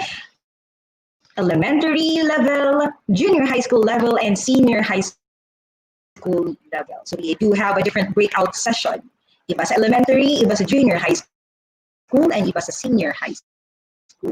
And tomorrow, our management of learning assigned is from Kapalong National High School. Kapalong National High School, sila po yung MOL natin for tomorrow. So, Kapalong National High School, alam ko, ready na sila. Mga bagtik na to nga mga TWG from Kapalong National High School. Again, the link for the evaluation for day 2 of our training is already available. Sa katong wala naka-attendance kaganina in the morning or kagahapon, the morning in the afternoon. Sorry kaayo ka mag-close man jud na siya. Mag-close jud ang ato ang attendance. So tomorrow, another link for the attendance. Laban lang jud sa mga tagduha ka webinar nga gina-attendan karong adlaw no. So ang uban ko na nag-attend po sila sa other webinars po. Mura na tayo super woman of Superman. Because that's what we are. Charot. But anyway, don't forget to again use and include our official hashtag CapEast LMS and hashtag Sulong CapEast. All right, thank you so much for flashing in our hashtag. This would be our hashtag for the 5-day of training. So maukini ang atong official nga hashtag hantod sa ikalimang adlaw. So we are done. We already unpacked the competencies based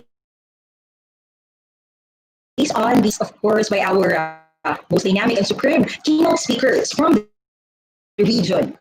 So we are very thankful of our education program supervisors, our very competent and very superb education program supervisors in the region of Davao, Davao region. I bet before we end our today's webinar, basa-basa muna tayo ng mga comments para hindi po makalimutan yung mga loyal abangers natin. All right, so flash on screen or the link for tomorrow's webinar.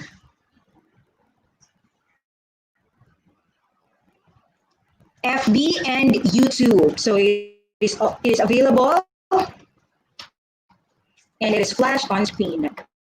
Day 3 morning, elementary, junior high school, and senior high school.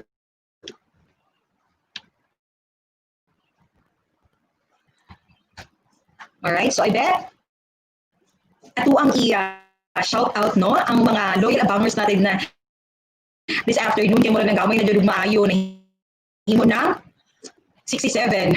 So we were expecting 600 but now we are down at 67. So we hope na ugma dili ni mas mo gamay pa nga ang viewers no because this is to all CapEast teachers and we can gain a lot of information, a lot of knowledge on how to manage and handle LMS. So let's read now. Pa-shout out sa atong mga loyal abangers, Sir Kevin Patrick Martir, laban lang Benigno Q Martir National High School. CapEast LMS #CapEast. Ma'am Ariline Antonio Buhol, good PM po, still watching here. Thank you so much, ma'am, for tuning in. Thank you so much for staying with us, watching here from Pisan Elementary School. Ma'am Beth George, still watching po from Maniki Central. Thank you po, Ma'am Beth. Ma'am Josephine Villanueva, still watching here. Thank you so much, ma'am. Ma'am King Royo, buhay pa lang taga-MSS, kaway-kaway. Watch out! Ma'am Gina Palumata, still watching as well. Thank you so much, ma'am. Daghan po kay itong mga loyal abangers, no? Ma'am Darlene Echalas, wow, ikaw nag-give, Ma'am Dayan May. Wait, pa-comment dito sa attendance. Ma'am Gemaline Shanda, hello teachers from Mabantang National High School. Fight lang. Sir Jeff Jeffrey Siligbon of Langan is still watching. Thank you so much sa ato mga loyal. Atara Jewel Langkaag, still watching po from Ngan Elementary School. Ma'am Janice Malinaw, still watching. Ma'am Viola Kumar, maayong hapon sa tanan from Ramon S. Segundo Senior National High School.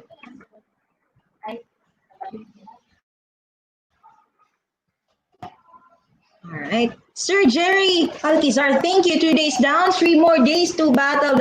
Tama dyan kaayo ka, Sir Jerry. Napatay tulo ka adlaw. Viewers now, palakpakan na to ang ating mga viewers, mga loyal abangers Facebook page 31. And sa YouTube, 50 viewers. Saan na kayo? Pumunta baka pumunta na sila ng Mars, ma'am, kasi meron na mga names doon to Mars. Anyway, so dapat tomorrow, more than half ang ating attendance or baka pwede 100% yung ating viewers, diba? At least we can have history ng Top East na adjoy present silang tanan na nagtanaw sa atong webinar ng LMS. Thank you so much sa duwang 31 Facebook viewers and 50 YouTube viewers. Ma'am Jean May Badyang, still watching from Tagasan Elementary School. Still watching po, Ma'am Dayan May Olmedo. May badge ka na sa amin, ma'am. Ma'am Feby Malifero, maayong hapon sa tanan. Anyway, Ma'am Dayan, shout out. Anong wala ka na ito din eh. Ma'am Nikay, yan, very well said. Thank you, facilitators, for today. Alright, thank you so much. So, tomorrow na naman yung ating mga greetings or aming mga pa-wash out, pa-shout out sa ating mga teacher participants. So, thank you so much for staying with us this afternoon. So, nahuman na po ang ikaduha no na to o ikaduha nga ang sa atuang webinar. So, naapatay tulo ka adlaw. Thank you so much. I hope you learned something new today. This has been your host, Paul Mahinay, or Giselle Amnetada, your host for today's or this afternoon's webinar. Thank you so much and God bless us all. See you tomorrow. Bye.